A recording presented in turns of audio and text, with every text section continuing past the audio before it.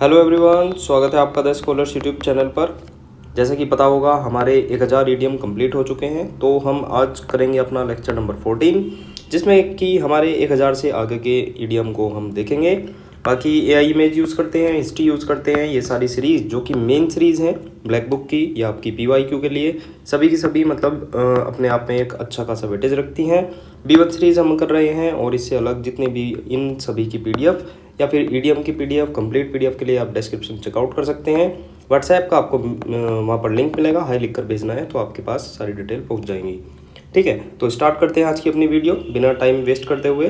तो पहला ईडियम है आज का हमारा idiom, lose your marbles. Lose your marbles का मतलब हो जाता है to become mentally deficient, become insane, यानी कि पागल हो जाना। अब देखो ये बच्चों के पास जैसे कंचे होते हैं ना, जैसे खेलते भी हैं बच्चे, है ना, गांव में अक्सर ज़्यादा देखा जाता है, या फिर जो 90s के बच्चे होंगे उनको ये चीज़ें ज़्यादा रिलेट करेंगी। इसमें जो है हम देख सकते हैं यहाँ पर पुराने समय में बच्चे जो है कंचों से खेलते थे, और यदि कोई बच्चा अपने सारे कंचे खो देता था तो उसे थोड़ा बेवकूफ़ मूर्ख समझा जाता था। यह विचार धीरे धीरे दिमागी संतुलन खोने के प्रतीक में बदल गया। दिमागी संतुलन खो देना, पगला जाना, बेवजह अजीब व्यवहार करने लगना, इसका जो मीनिंग है वो यहीं से ही निकला है। यानी कि आप छोटे बच्चे को जैसे देख सकते हैं, ये यहाँ पर कंचे खेल रहा है और ये अपने कंचे हार चुका है, तो ये बहुत ही ज़्यादा मतलब रोने लगेगा पागलों की तरह, मतलब बिल्कुल एकदम अपना आपा खो देगा अपने दिमाग से, मतलब एकदम कि भाई मेरा तो सब चीज़ ख़त्म हो चुकी। तो इस तरह से ये अपना मतलब पगला जाएगा, बेवजह अजीब हरकतें ये करेगा। तो बिकम इंसेन से इसको रिलेट करेंगे, यानी जैसे बच्चा अपने सारे कंचे खो देता है, अपने दूसरे दोस्त को उसके मिल जाते हैं सारे कंचे, तो ऐसे ही लूज योर मार्बल का मतलब हो जाएगा जैसे बच्चा कंचे खोकर पागल हो जाता है, ऐसे ही पागल हो जाना। टू बिकम मेंटली डेफिशिएंट मतलब कि पागल हो जाना। ठीक है, तो देखते हैं नेक्स्ट इडियम। नेक्स्ट इडियम है हमारा लूज योर टच। इसका मतलब हो जाता है not being as successful as previously, मतलब काम काज में पहले जैसी बात ना रहना। देखते हैं इसका कंटेक्स्ट। इसका मूल अर्थ था किसी चीज़ को छूने या नियंत्रित करने की काबिलियत या फिर कुशलता को खो देना। यह विशेष रूप से व्यावसायिक, रचनात्मक, सामाजिक कौशल में गिरावट के लिए इस्तेमाल होता था। समय के साथ इसका प्रयोग उन लोगों के लिए भी होने लगा जो कभी किसी कार्य को अच्छे तरीके से करते थे, लेकिन अब वे प्रदर्शन में ऐसा नहीं कर रहे हैं। देखो जैसे यहाँ पर फुटबॉल देख लो, है ना, या बेसबॉल देख लो, कहीं पर भी जहाँ पर आपका टच, आपका जो एक कहते हैं ना आपका कंट्रोल उस चीज़ पर कैसा है। मान लो ये इस बॉल से खेलता था, इस बॉल से खेलता था, और इस बॉल पर इसका टच बहुत मतलब एक्सेप्शनल था, एक मतलब टॉप नॉच क्वालिटी का टच था, उसकी परफॉर्मेंस बहुत गजब वाली थी। लेकिन अब ये क्या कर रहा है, अभी लूज़ होती जा रही है इसकी चीज़ें, इसका जो टच है इस बॉल के साथ वो लूज़ होता जा रहा है। तो कामकाज में अब पहले जैसी बात नहीं रही है, इसका जो परफॉर्मेंस पहले थी वो इसकी परफॉर्मेंस अब नहीं रही है। तो इसी कंटेक्स्ट में आपको ये इडियम याद आसानी से हो जाएगा कि आपका किसी फील्ड में, किसी पर्टिकुलर फील्ड में एक टच था, आपकी एक मतलब इमेज थी, और अब वो आपका जो टच है वो लूज़ होता जा रहा है, तो अब पहले जैसी बात नहीं रही है। नेक्स्ट इडियम है हमारा लाउड माउथ। पढ़कर ही पता लग रहा है, लाउड का मतलब हो जाता है जैसे यहाँ पर भी है तेज आवाज़ में बोलने वाला, और माउथ मतलब मुंह, मतलब मुंह से तेज आवाज़ में बोलने वाला। तो इसका मीनिंग भी आसान हो जाएगा, वही ए person who talks too much और टू लाउडली, मतलब कि बहुत बोलने वाला या फिर ऊंचे स्वर में बोलने वाला। ठीक है, तो जिसका मुंह बहुत तेज बोलता है, तो इसी तरीके से आप इसको याद कर सकते हैं। नीचे भी सभी चीज़ वही लिख रही है, इजी इडियम हो जाएगा। नेक्स्ट इडियम देखते हैं, lump in once throat. Lump क्या होता है? लंप वैसे तो एक गांठ होती है ना, जैसे शारीरिक गांठ। इसका मीनिंग देखते हैं, feeling that I was unable to speak due to sadness, मतलब कि दुख के कारण बोलने में असमर्थ महसूस करना। ठीक है, लंप का शाब्दिक अर्थ तो वैसे शारीरिक गांठ होता है, लेकिन यहाँ पर जो एक काल्पनिक होती है ना हमारी फीलिंग्स, जहाँ पर हमारी जुड़ी रहती है, वो उस गांठ की सेंस में वो चीज़ यूज़ हुई है। लंप का यहाँ पर मतलब हो जाएगा आपकी एक इमेजिनरी कह सकते हैं, आपकी फीलिंग्स, इमोशन वाली गांठ हो सकती है, जो दुख, चिंता और खुशी या फिर भावुकता के समय महसूस होती है। यह शारीरिक नहीं होती, पर ऐसा महसूस होता है कि जैसे गले में कुछ अटक गया हो, है ना। जैसे आप बहुत ही ज़्यादा नर्वस होते हैं, और मतलब कभी कभी जैसे बच्चे बहुत तेज़ी से रोते हैं, मतलब एक लिमिट से ज़्यादा जाकर चिल्ला कर रोते हैं, तो मतलब गले में कुछ अटकता हुआ फील होता है। तो वही चीज़ है जब कोई व्यक्ति बहुत भावुक, इमोशनल हो जाता है, जैसे कि दुख, खुशी या गर्व के कारण बोल नहीं पाता और उसकी आवाज़ बढ़ जाती है। तो मीनिंग हो जाएगा दुख के कारण बोलने में असमर्थ महसूस होना। लंप यहाँ पर अगेन डिस्कस करता हूँ मैं। लंप यहाँ पर फिजिकल वाली जो ओरिजिनल गांठ होती है वो ना होकर एक जो फीलिंग से हमारी हमें होती हुई महसूस होती है कि मुझे तो ये महसूस हो रहा है, मान लो मेरे गले में मतलब रो रो कर ऐसा बुरा हाल हो गया, मेरे गला अटक गया, कुछ इस तरह से भी कहते हैं, है ना। किसी किसी का मतलब जैसे आपको पता भी होगा जो ये जबड़ा होता है ना, ये भी मतलब ब्लॉक हो जाता है, मतलब खुला का खुला ही रह जाता है जब वो बहुत ज़्यादा मतलब दुख में रहता है। तो लंप कहीं ना कहीं आपको इमोशन से रिलेट करना है, इमोशंस के कारण जो आपके गले में दिक्कत हुई है उससे रिलेट करना है, यानी कि आप बोलने में असमर्थ महसूस कर रहे हैं उस दुख के कारण। ठीक है, इमेज देख सकते हैं, इसके हुआ कुछ नहीं है, लेकिन मतलब रो रो कर इसका मतलब सोच सोच कर वो कुछ ऐसा फील हो रहा है जैसे गले में कुछ अटक गया है, तो इसलिए वो बोल नहीं पा रही है। नेक्स्ट इडियम है हमारा मैड एज ए हैटर। तो इसका मीनिंग हो जाएगा एक्सेंट्रिक, कम्प्लीटली क्रेजी। अब क्रेजी का मतलब तो सिर्फ हो ही जाएगा। एक्सेंट्रिक ये हमने तो वर्ड पहले भी करा रखा है, आपने अगर चीज़ें पहले करी होंगी तो ये फैमिलियर वर्ड लग रहा होगा। एक सेंट्रिक मतलब केंद्रीय, एक सेंट्रिक सोच ही आदमी को सनकी बनाती है, एक विलक्षण प्रतिभा वाला बनाती है ना, सनकपन जिसके अंदर उत्पन्न हो जाती है। तो एक्सेंट्रिक का मीनिंग वही हो जाएगा। मैड एज ए हैटर, देखते हैं इसका कंटेक्स्ट। 19वीं सदी में टोपी बनाने के काम में पारा मरकरी का इस्तेमाल किया जाता था, विशेष रूप से फर को टोपी के आकार में डालने के लिए। जो फर होते हैं उनको टोपी के आकार में डालने के लिए मरकरी का यूज़ किया जाता था। पारे के लंबे समय तक संपर्क में रहने से टोपी बनाने वाले कारीगरों में कई मानसिक रोग जैसे भ्रम, कपकपी, चिड़चिड़ापन, व्यावहारिक बदलाव देखने को मिलते थे। इस बीमारी को मैड हैटर डिसीज कहा जाता था, मैड हैटर डिसीज। ठीक है, चिकित्सा में ये इरेथिसिज्म कहा जाता था इसको। मुहावरा खासकर ये तब प्रसिद्ध हुआ जब लुइस कैरोल ने अपनी किताब में एक सनकी और अजीब चरित्र मैड हैटर को शामिल किया। उनके इस पात्र ने इस मुहावरे को और भी ज़्यादा लोकप्रिय बना दिया। कुल मिलाकर आपको इतना ध्यान रखना है, मतलब जो ये एक हैटर होता है ना, जब ये टोपी बनाने का काम करता है तो उसमें जैसे पारा एक मरकरी उसमें यूज़ होती है, ये अंडरस्टूड आपको रखना है। जैसे हैटर के काम में पारा इंक्लूड होकर उनको एक बीमारी मैड हैटर डिसीज़ हो जाती है, तो ऐसे ही कोई व्यक्ति मतलब हैटर की तरह मैड हो जाना का मतलब हो जाएगा वो सिरफिरा है। वैसे तो डायरेक्ट इसमें मैड आ रहा है, तो आप सीधा सीधा भी मतलब हैटर की तरह कोई मैड हो गया है, मतलब कि कोई सनकी हो चुका है, सिरफिरा हो चुका है। लेकिन कंटेक्स्ट में ये याद रखना है आपको कि मैड हैटर एक डिसीज़ होती थी जो कि मरकरी के कारण होती थी, और टोपी बनाने का जो काम करते थे उनको लगती थी। ठीक है, इमेज भी देख सकते हैं यहाँ पर मरकरी से रिलेटेड ये चीज़ें भी रखी हैं। मर्क्यूरिक नाइट्रेट हो गया, टोपी बनाने का ये काम कर रहा है, तो मतलब इसको मैड हैटर डिसीज़ है। इसकी आंखें भी देख सकते हैं। तो मैड हैटर डिसीज़ का मतलब हो जाता है एक बीमारी जिसमें भ्रम मतलब पागलपन एक की कैटेगरी में आप इसको रख सकते हैं, है ना। तो मैड एज ए हैटर यानी कि हैटर की तरह मैड हो जाना, सिरफिरा हो जाना, सनकी हो जाना। ठीक है, तो मेरे हिसाब से आपको इडियम क्लियर हो गया होगा। नेक्स्ट देखते हैं। नेक्स्ट इडियम है हमारा made a clean breast of, मतलब कि confessed without deserve, confessed his crime, अपराध को स्वीकार कर लेना।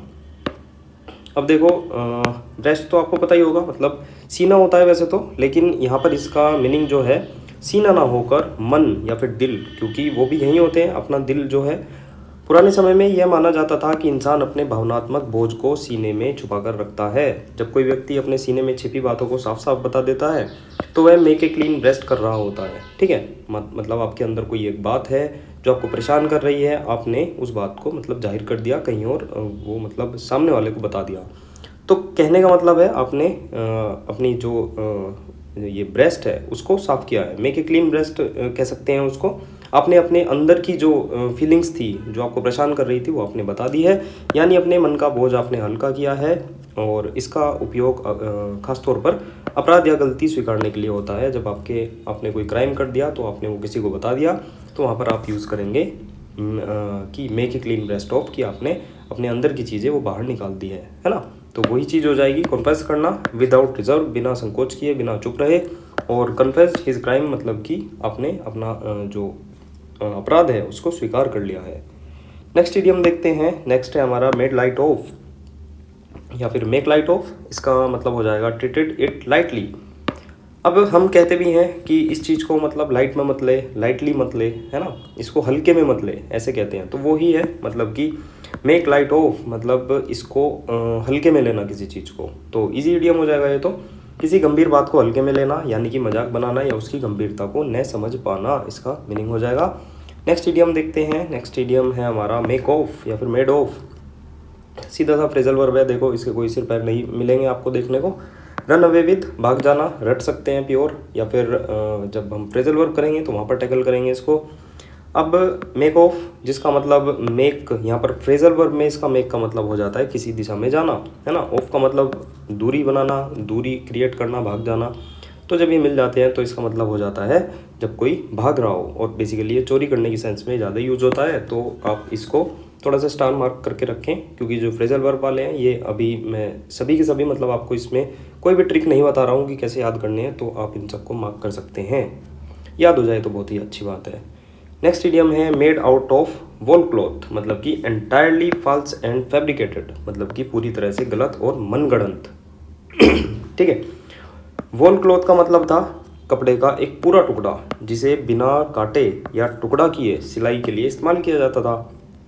देखो जैसे कोई आपको सूट बनवाना है, आप उसको कपड़ा ला कर देते हैं, ठीक है।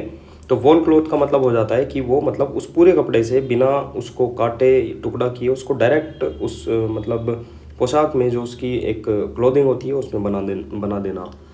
उस समय दर्जी कभी कभी ऐसा कहते थे कि उन्होंने कपड़ा पूरा इस्तेमाल किया है, जबकि असल में उन्होंने पुराने और कटे फटे टुकड़ों से काम चलाया होता था।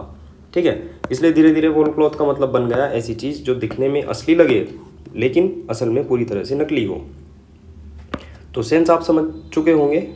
मैं दोबारा बताता हूँ। Made out of wall cloth basically होता ये था, जो टेलर लोग होते थे वे कहते ये थे कि मतलब हमने आपका जो सूट है ना, आपकी ये पोशाक है, आपकी जो ड्रेस है, ये पूरे के पूरे कपड़े से बनाई है, पूरा जो आपने क्लॉथ दिया था उससे बनाई है हमने। लेकिन ऐसा नहीं होता था। बेसिकली वे जैसे जेब हो गई, अंदर की चीज़ें हो गई, है ना, उसमें वे कटे फटे जो एक्स्ट्रा बच जाते हैं वो लगा दिया, है ना। तो वो उस चीज़ से वो चीज़ कंप्लीट करते थे।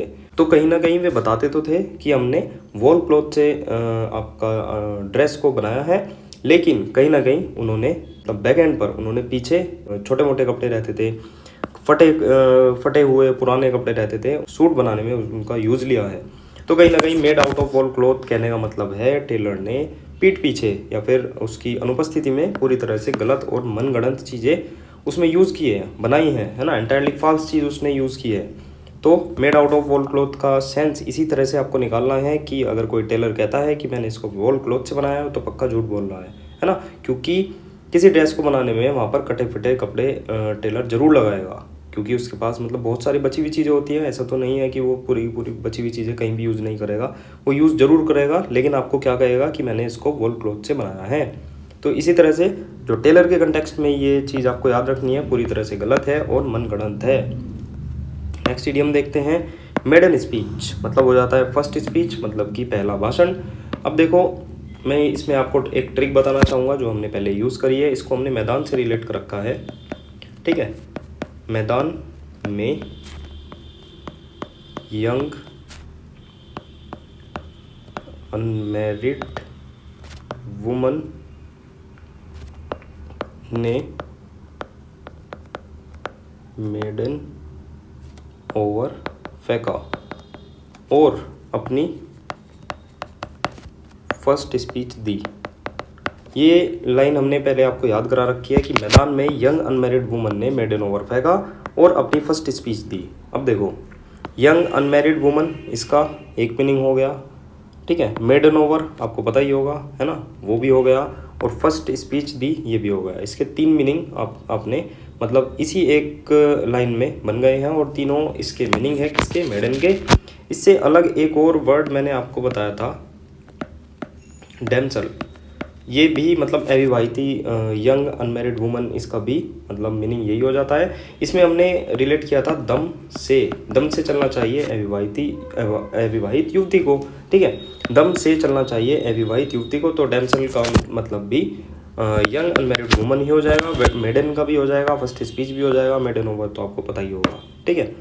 तो मेडन का मतलब आपको पता लगी गया होगा, कुंवारी लड़की या फिर पहली बार होने से होता है, और अंग्रेजी में यह शब्द पुराने समय में पहली बार की भावना देने के लिए इस्तेमाल किया जाता था। जैसे मेडन वॉयज हो जाएगा, मतलब कि जहाज़ की पहली यात्रा। मेडन मैच आपको पता होगा, मेडन स्पीच मुहावरे का जो ये शुरुआत है, ब्रिटिश संसद से मानी जाती है, तो ये आप देख सकते हैं, इसकी ज़रूरत भी नहीं है। सीधा सीधा मेडन का आपका अगर मीनिंग पता लग जाता है तो ये इडियम डायरेक्ट हो जाएगा। वैसे जो संसद में जो ये एमपी चुने जाते थे, पहला भाषण मेडन स्पीच कहलाता है। परंपरागत रूप से यह भाषण ज़्यादा विवादास्पद मुद्दों पर नहीं होता और काफ़ी शालीन होता है और विनम्र होता है। ठीक है, ये तो इसका कंटेक्स्ट हो गया। स्किप भी कर सकते हैं आप, सीधा मतलब मेडन को याद करें कि मैदान में यंग अनमैरिड वुमन ने मेडन ओवर फेंका और अपनी फर्स्ट स्पीच दी थी। नेक्स्ट इडियम देखते हैं, make a bee line for, मतलब कि गो स्ट्रेट टू, बिल्कुल सीधे जाना। जब मधुमक्खियाँ फूलों और अपने छत्तों की ओर उड़ती है तो बिल्कुल सीधी और सीधी रेखा में, मतलब स्ट्रेट लाइन में उड़ती हैं, और इसी सीधी उड़ान को बी लाइन कहा जाता है। वैज्ञानिकों ने भी यह देखा कि शहद की मक्खी जो होती है, जब अपने छत्ते से निकलती है तो वह सटीक दिशा में उड़ती है। इसलिए make a bee line for का मतलब हो जाता है तेज़ी से और सीधे उसी दिशा में उड़ जाना। ठीक है, जब वो शहद लेने जाती है और अपने मतलब छत्ते में भी आती है तो बिल्कुल सीधी रेखा में आती है, इसी को बी लाइन कहते हैं। तो make a bee line for का मतलब हो जाता है बिल्कुल सीधे जाना। नेक्स्ट इडियम देखते हैं, मेक ए डेंट इन, मतलब कि to reduced an amount of something specially money और वर्क, कमी करना, कटौती करना। अब डेंट तो आपको पता ही होगा, गड्ढा हो जाना, चोट का निशान लग जाना, गाड़ी पर डेंट आपने बहुत सुने होंगे। पहले इसका प्रयोग शारीरिक रूप से किसी धातु या वस्तु पर पड़े निशान के लिए किया जाता था, जैसे किसी हथौड़े से टक्कर मारने पर कोई हिस्सा दब जाता है, उसको डेंट कहते थे। लेकिन धीरे धीरे मेटाफर बन गया, जब आप किसी कठिन स्थिति या बड़ी मात्रा को चोट पहुंचाकर थोड़ा कम कर देते हैं तो कहा जाने लगा कि आपने उसमें डेंट बना दी है, यानी कि असर डाल दिया, आपने उसमें कुछ कमी कर दी। ठीक है, आपके पास कोई एक सिचुएशन है, आपने उसमें डेंट मारा है ना, आपने उस पर चोट मारी है, उसकी मात्रा को आपने चोट पहुंचाकर थोड़ा कम कर दिया है।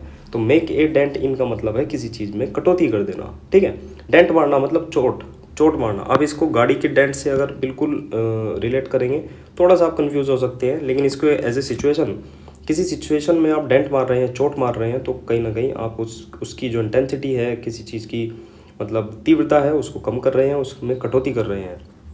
तो सेम चीज़ यहाँ पर मतलब reduce N amount of something, money के तौर पर भी यूज़ होने लगी, काम के तौर पर भी, मतलब आप मनी पर डेंट मार रहे हैं तो आप कमी कर रहे हैं, वर्क पर डेंट मार रहे हैं तो आप मतलब उसमें भी कमी कर रहे हैं। ठीक है, तो मेक ए डेंट इन का मतलब हो जाता है कमी करना या फिर कटौती करना। तो डेंट आपको वर्ड याद रखना है, मतलब कि चोट मारना। नेक्स्ट इडियम है हमारा, make a fool of oneself to be stupid. अब फूल देखकर सीधा सीधा आप इसमें रिलेट कर सकते हैं कि मतलब बेवकूफ़ बनाने की बात हो रही है। फूल शब्द का मतलब था मूर्ख और बेवकूफ़। पुराने ज़माने में राजाओं के दरबार में जोकर, कोर्ट फूल या फिर जेस्टर होते थे, वे खुद जानबूझकर मूर्ख बनाकर लोगों का मनोरंजन करते थे।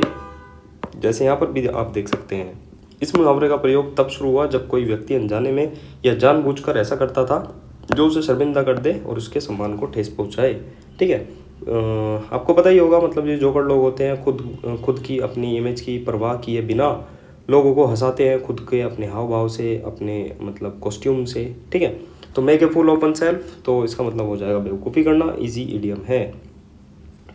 नेक्स्ट इडियम है make a fortune. Again easy है, फॉर्चून का मतलब आपको पता ही होगा, इसका मतलब हो जाता है भाग्य, किस्मत। ठीक है, लेकिन समय के साथ फॉर्चून का मतलब भाग्य और किस्मत से अलग हटके धन और संपत्ति से भी जुड़ा होने लगा। मेक ए फॉर्चून का मतलब है धन इकट्ठा करना, किस्मत से भी कह सकते हैं, किस्मत से, भाग्य से धन इकट्ठा होना। टू बिकम रिच मतलब कि किस्मत का चमकना, अमीर बनना। ठीक है, जैसे देख सकते हैं धन दौलत इसके पास कितनी मिल गई है, एक मतलब इसने बहुत सारी धन दौलत अचीव की है। नेक्स्ट इडियम है make a hash of, make a mess of, और या फिर हो जाएगा to do something very badly, किसी चीज़ को बिगाड़ देना, गड़बड़ कर देना। तो अब देखते हैं हैश होता क्या है। हैश जो शब्द है वो हैचर से निकला है, जो कि एक फ्रेंच वर्ड था, जिसका मतलब होता है काटना या फिर टुकड़े टुकड़े करना। पुराने समय में हैश एक ऐसा व्यंजन होता था जिसमें बचे कुचे खाने के जो टुकड़े होते हैं उसको मिलाकर पकाया जाता था, यानी कुछ नया और अच्छा ना होकर पुराना जो बचा खाना है, कई सारे खाने बचे हैं उनमें से मतलब उनके पीसीस को यूज़ करना, बल्कि पुराने बचे हुए सामान से गड़बड़ सा बना हुआ खाना बना देना। यहीं से यह कहावत निकली कि अगर आप किसी चीज़ को हैश बना देते हैं तो आपने उसे बिगाड़ दिया है, अव्यवस्थित कर दिया है और बेढंगा बना दिया है। ठीक है, तो मेक ए हैश ऑफ का मतलब हो जाएगा कि आपने किसी चीज़ को गड़बड़ कर दिया है, बिगाड़ दिया है। कैसे रिलेट करेंगे, हैश का मतलब क्या हो जाता है, बेसिकली हैश एक डिश होती थी पुराने समय में वैसे तो हैश का मतलब हो जाता है काटना, टुकड़े करना, लेकिन हैश एक डिश होती थी जिसमें कि जो पुराना बचा हुआ खाना है उसके पीसीस को, उसके टुकड़ों को मतलब मिलाकर एक डिश बनाई जाती थी जिसको हैश कहा जाता था। तो मेक ए हैश ऑफ, अगर आप हैश बना रहे हैं तो आपने किसी चीज़ को बिगाड़ दिया है, गड़बड़ कर दिया है, ठीक है, मतलब बेकार कर दिया है। बेसिकली ये जो डिश होती थी मतलब बेकार ही होती थी, ठीक है, मतलब गड़बड़ सा बना हुआ खाना, एक बेकार सी ही डिश बनती थी। तो वहीं से ये निकला है हैश, मतलब कि बेकार सी डिश, एक गड़बड़ कर देना, आपने काफ़ी चीज़ों की गड़बड़ कर दी है। नेक्स्ट इडियम है make a living to earn enough money for things you need, जीवन यापन करने के लिए पैसा कमाना। लिविंग शब्द का अर्थ जिंदा रहना ना होकर बल्कि इसका इस्तेमाल जीविका या गुजारे के साधन के रूप में भी होता था।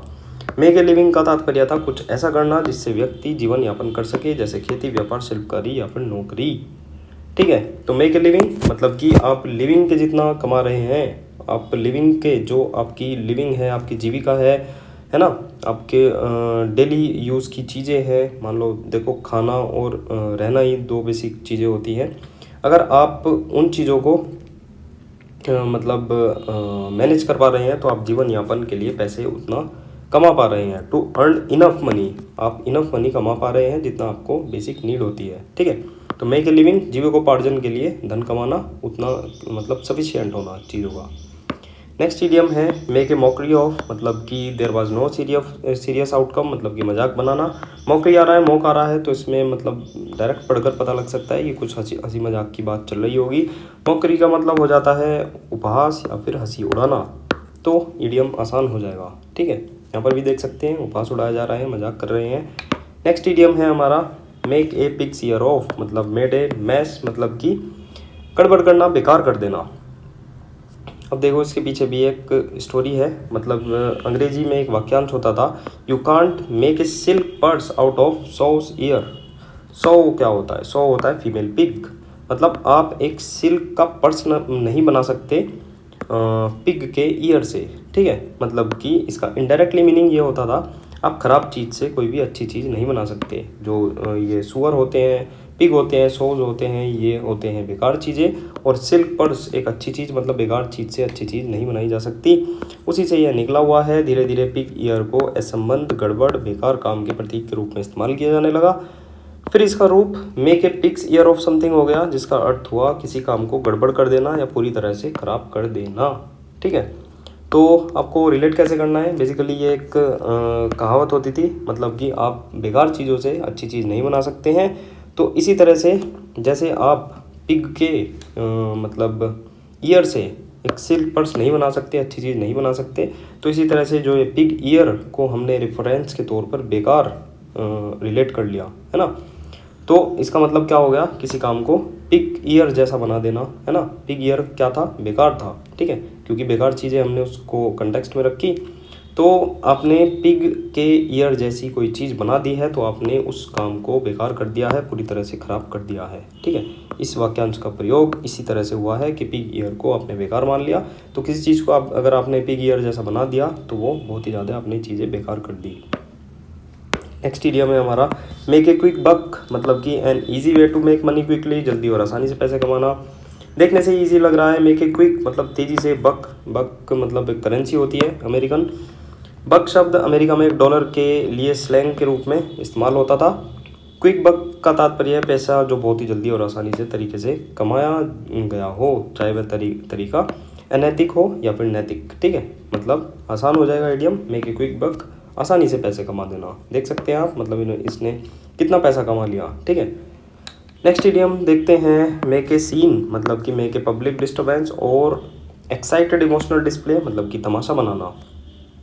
आया कहाँ से है? थिएटर से लिया गया है, जहाँ कोई भी दृश्य जो सीन होता था दर्शकों को दिखाने के लिए एक विशेष रूप से तैयार किया जाता था। कोई भी सीन है उसके पीछे रिहर्सल होती है, एक मतलब उसमें इमोशन डाले जाते हैं, उसमें एक्सप्रेशन डाले जाते हैं, तो वो दर्शकों को दिखाने के लिए विशेष रूप से उसको तैयार किया जाता है। जब कोई व्यक्ति सार्वजनिक रूप से जोर शोर चिल्लाकर नाटकीय ढंग से व्यवहार करता है तो वह ऐसा प्रतीत होता है कि उसने मतलब वो ही स्पेशल तैयारी करी है, वो ही सेम कंटेक्स्ट यूज़ किया है जो वो थिएटर में जाने से पहले करता।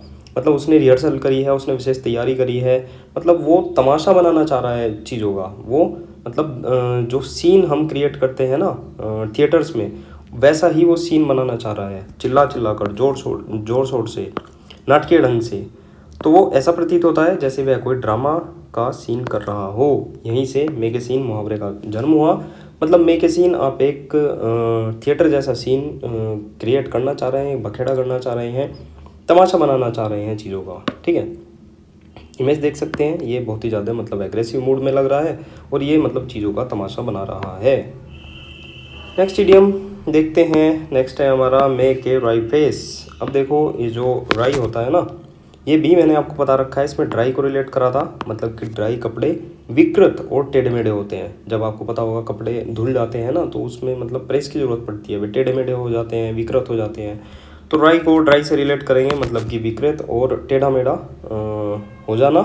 मेक ए राई फेस, मतलब कि डिसअपॉइंट लुक, मुंह टेढ़ा करना, बेसिकली असंतोष या फिर नापसंद का भाव रखना। जब आप मुंह टेढ़ा मेढ़ा बनाते हैं तो कहीं ना कहीं आप उस चीज़ से डिसएग्री कर रहे हैं। राई शब्द का अर्थ होता है मोड़ना, टेढ़ा करना। शुरू में इसका इस्तेमाल शारीरिक रूप से किसी वस्तु, चेहरे को टेढ़ा होने के लिए यूज होता था, लेकिन बाद में यह मुहावरा चेहरे की ऐसी अभिव्यक्ति को दर्शाने लगा जो असंतोष, तिरस्कार और किसी अप्रिय चीज़ के प्रति प्रतिक्रिया व्यक्त करती है। ऐसा चेहरा बनाना जो यह दिखाए कि आपको कुछ पसंद नहीं आया है, आप असहज हो रहे हैं, ठीक है। मेक ए राई फेस, मतलब राई का मतलब हो जाएगा टेढ़ा मेढ़ा, विकृत, मतलब आपने जो अपना फेस है वो टेढ़ा मेढ़ा बना रखा है। ड्राई से इसको रिलेट कर सकते हैं, मतलब कि ड्राई कपड़े टेढ़े मेढ़े विकृत होते हैं, तो उस तरह से आप इसको रिलेट कर सकते हैं। मुंह टेढ़ा आपने कर लिया है, असंतोष, नापसंदगी का भाव आपके फेस से झलक रहा है, ठीक है। तो मेरे हिसाब से यहाँ पर राई का अगर आपको मतलब पता है तो इडियम कंप्लीट हो जाएगा। नेक्स्ट इडियम देखते हैं। Make an ass out of, मतलब कि कॉज समवन और oneself to look foolish और स्टूपिड, मूर्खतापूर्ण व्यवहार करना। Make an ass out of, मतलब एस का मतलब तो गधा, ठीक है। देखते हैं, जो एस होता है वो गधा और मूर्ख, हंसी का पात्र बनने के लिए इसको यूज़ किया जाता है। यह मुहावरा तब लोकप्रिय हुआ जब कोई ऐसी बात कह देता है या मान लेता है जिससे स्थिति हास्यप्रद हो जाती है। मतलब किसी चीज़ को मतलब मूर्खतापूर्ण मतलब तरीके से करना, किसी चीज़ को मूर्ख वे में उसको नाम दे देना, ठीक है। Make an ass out of, मूर्खतापूर्ण व्यवहार कर देना, इसका मीनिंग हो जाएगा। डायरेक्ट आप इसका मीनिंग तक पहुंच सकते हैं। एस को आपको मूर्ख वाले कंटेक्स्ट में याद करना है, ठीक है। जैसे यहाँ पर खड़ा हो गया गधे की कॉस्ट्यूम पहनकर, है तो आदमी लेकिन गधे की कॉस्ट्यूम में है, मतलब ये मूर्खतापूर्ण व्यवहार कर रहा है। Make an ass out of इसको कह सकते हैं हम, मतलब इसने मूर्खतापूर्ण व्यवहार किया है, गधों जैसा इसने मतलब हाव भाव बनाकर मूर्खतापूर्ण व्यवहार ये कर रहा है, ठीक है। तो हो जाएगा मतलब make A S out of का मतलब हो जाएगा मूर्खतापूर्ण व्यवहार करना, मतलब कि फुलिश फील होना, स्टूपिड फील होना किसी चीज़ का। तो आप देख सकते हैं ये भी इडियम हो जाएगा आपका। नेक्स्ट इडियम देखते हैं। Make away with phrasal verb है टू रिमूव और स्टील, चोरी कर लेना। मेक का अर्थ हो जाता है कोज हो जाएगा, टू डू हो जाएगा, है ना। अवे विद का मतलब हो जाता है दूर ले जाना। अब मेक के देखो कई सारे अर्थ निकल जाते हैं, ठीक है।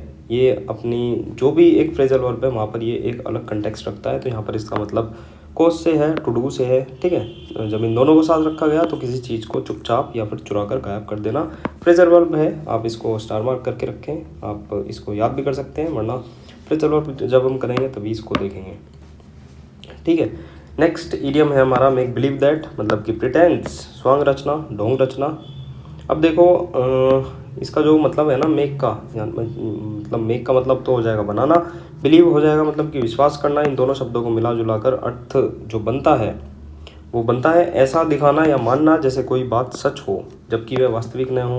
यह खास तौर पर बच्चों की कल्पना जैसे प्रिटेंड प्ले होते हैं ना, या फिर नाटक के संदर्भ में इस्तेमाल होता है, जहाँ लोग किसी चीज़ की एक्टिंग करते हैं, नाटक करना, झूठ मूठ मानना, ढोंग करना। अब मेक बिलीव दैट मतलब कि विश्वास, उसको विश्वसनीय बनाना। कैसे बनाना, जैसे बच्चा है, अब जैसे बच्चा इन्हें पायरेट्स की कॉस्ट्यूम पहन रखी है, बढ़िया सा इसने जहाज़ रख रखा है, तो ये मतलब अपने आप को पायरेट्स, समुद्र का जो लुटेरे होते हैं वो मतलब प्रिटेंड कर रहा है अपने आप को, है ना। मतलब कि ये मेक बिलीव दैट, ये मतलब विश्वसनीय बना रहा है उस चीज़ को, कि मतलब ढोंग कर रहा है ताकि ये दिखावा कर सके किसका, पायरेट का, है ना। तो मेक बिलीव मतलब कि ये उसको विश्वसनीय बनाने के लिए एक ढोंग कर रहा है किसका, पायरेट्स का, मतलब कि एक दिखावा कर रहा है। तो मेक बिलीव दैट किसी चीज़ को विश्वसनीय बनाने के लिए उसका जो ढोंग दिखावा होता है उसको मेक बिलीव दैट कहते हैं। नेक्स्ट इडियम देखते हैं मेक बिग टाइम, मतलब कि अटेन फेम एंड सक्सेस, मतलब कि सफलता प्राप्त करना। अटेन आपको पता होना चाहिए, आटा टीन के डब्बे से प्राप्त होता है, ट्रिक बना रखी है हमने, आटा और टीन इसमें रिलेट करेंगे, ठीक है। तो मेक बिग टाइम मतलब कि सफलता प्राप्त करना। देखते हैं, यह मूल रूप से शब्द वॉडविल थिएटर जो होता है, पुराने ज़माने के नाटक और मनोरंजन के मंच जो होते थे उनसे जुड़ा था।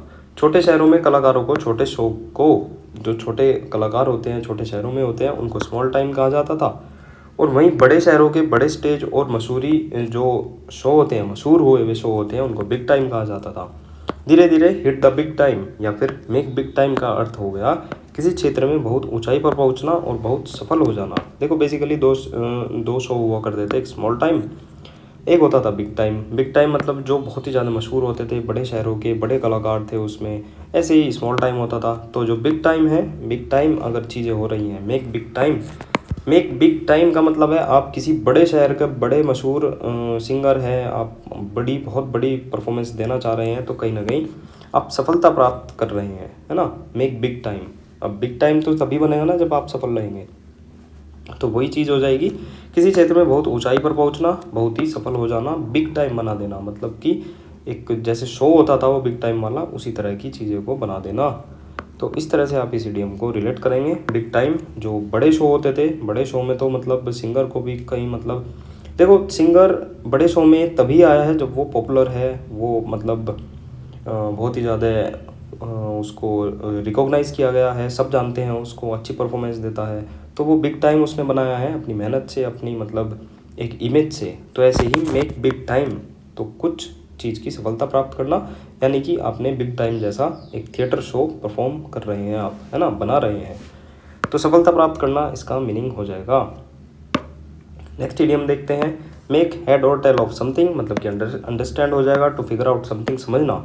अब देखो किसी चीज़ का हेड और किसी चीज़ का टेल, मतलब जो सिक्के के दो ही पहलू होते हैं, एक हेड होता है एक टेल होता है, और दोनों ही चीज़ें आप यूज़ कर रहे हैं। तो इसका आधार है, किसी चीज़ को समझने के लिए हमें यह जानना ज़रूरी होता है कि उसका सिर और पूंछ, हेड और टेल कहाँ है, यानी उसकी दिशा, सही दिशा और रूप क्या है, मतलब कि आप उसको अच्छी तरह से समझ पा रहे हैं अगर आपने उसके हेड और टेल को देखा है, परखा है, ठीक है। टू फिगर आउट समथिंग, किसी चीज़ को समझना अच्छे से, अंडरस्टैंड भी वही हो जाएगा, हेड और टेल अगर आपने समझ लिया तो आप उसकी हर चीज़ को समझ लेंगे, ठीक है। जैसे ये कोई एक मैप है उसको देख रहा है, तो ये हेड और टेल अगर इसके जानता है, मतलब कि एक मतलब मुहावरा ही है वैसे तो, एक यदि इस मैप के हेड और टेल जानता है तो मतलब इसको कंप्लीट नॉलेज है, ठीक है। नेक्स्ट इडियम देखते हैं, make it big, succeed and become famous, बड़ा बनाना, सफलता और प्रसिद्धि प्राप्त करना। मेक इट का जो अर्थ हो जाता है, मेक के साथ इट लग जाता है तो इसका थोड़ा सा मीनिंग चेंज हो जाता है, सफल होना या फिर लक्ष्य को पाना, ठीक है। और बिग का तो मतलब हो गया बड़े स्तर पर या बड़े पैमाने पर, जब दोनों को मिलाया जाता है तो मेक इट बिग का मतलब हो गया बड़े पैमाने पर सफलता हासिल करना। मेक इट बिग, किसी चीज़ को बड़ा बनाना, सफलता प्राप्त करना, प्रसिद्धि प्राप्त करना। तो मेक इट बिग, किसी चीज़ को आप बहुत बड़ा बनाना चाह रहे हैं तो आप उस बड़े बनाने के बाद वहाँ पर सफलता प्राप्त करने के चांसेस आपके ज़्यादा रहेंगे। तो मेक इट बिग का मतलब है किसी चीज़ को अगर छोटे से आपने बड़ा बना दिया है तो आपने बड़ी सफलता प्राप्त करी है, उसको बड़ा बना दिया है, प्रसिद्धि प्राप्त की है, ठीक है। तो बड़े पैमाने पर किसी चीज़ में सफलता प्राप्त करना। देखो जैसे ये पहले अपने कमरे में गाता था, है ना, शो करता था, और आज ये मतलब कंसर्ट कर बड़े बड़े शहरों में ये मतलब लाइव शो कर रहा है, ठीक है। पहले गांव में रहता था, अब देखो बड़ी सिटी में रहता है, मतलब मेक इट बिग, इसने चीज़ें बड़ी बना दी है, तो इसने मतलब सफलता प्राप्त की है। नेक्स्ट इडियम है मेक नो बोन्स अबाउट, इसके पीछे भी स्टोरी है ना, सूप की स्टोरी है। देखते हैं, did not have any hesitation in to state something clearly, मतलब झिझक नहीं दिखाना, जरा भी नहीं हिचकना। कैसे आया है, इंग्लैंड में उस समय लोग, मतलब 15वीं शताब्दी की बात है, सूप में हड्डियाँ आती थी, उनको लेकर बहुत ही ज़्यादा शिकायत करते थे, क्योंकि हड्डियाँ खाने में रुकावट डालती थी। जब किसी खाने में नो बोन्स होती थी तो वह आसानी से खाया जा सकता था, बिना किसी झिझक के, बिना किसी दिक्कत के। इसी से मेक नो बोन्स का रूप बना, मतलब हो गया था कोई बात बिना झिझक के कह देना, यानी उसमें कोई अड़चन नहीं है, बिल्कुल साफ तरीके से और बिना संकोच के अपनी बात कहना या फिर कोई काम करना, ठीक है। सीधी सी बात है, सूप पी रहे हैं आप उसमें हड्डी आ गई है, जैसे हाँ दाल नहीं खाते, दाल में कंकड़ आ जाती है तो वो मतलब मज़ा किरकिरा कर देती है। सेम चीज़ नॉनवेज में ऐसे ही जब हड्डी आ जाती है तो मतलब वो भी चीज़ें अनकंफर्टेबल हो जाती है। मेक नो बोन्स अबाउट, मतलब कि अगर किसी चीज़ में हड्डी नहीं होगी, जैसे उस सूप में हड्डी नहीं होगी तो उसको आराम से उसको बिना किसी झिझक के उसको अडॉप्ट किया जा सकता है। तो ऐसे ही किसी चीज़ में अगर कोई भी हड्डी नहीं होगी, मतलब बीच में हड्डी नहीं आएगी, तो मतलब हो जाएगा आप बिल्कुल भी झिझक नहीं खा रहे हैं, हिचकिचा नहीं रहे हैं, है ना, हेजिटेशन आपको बिल्कुल भी नहीं हो रही है। अगर आपकी उस चीज़ में कोई भी हड्डी नहीं आती है, मानो उस सूप में कोई भी हड्डी नहीं है, तो आप उसको बेझिझक आराम से मतलब उसको मतलब पी जाएंगे। ठीक है, तो इसी तरह से ईडियम का आपको कॉन्टेक्स्ट निकालना है, मीनिंग निकालना है। आई होप ईडियम समझ में आ चुका होगा।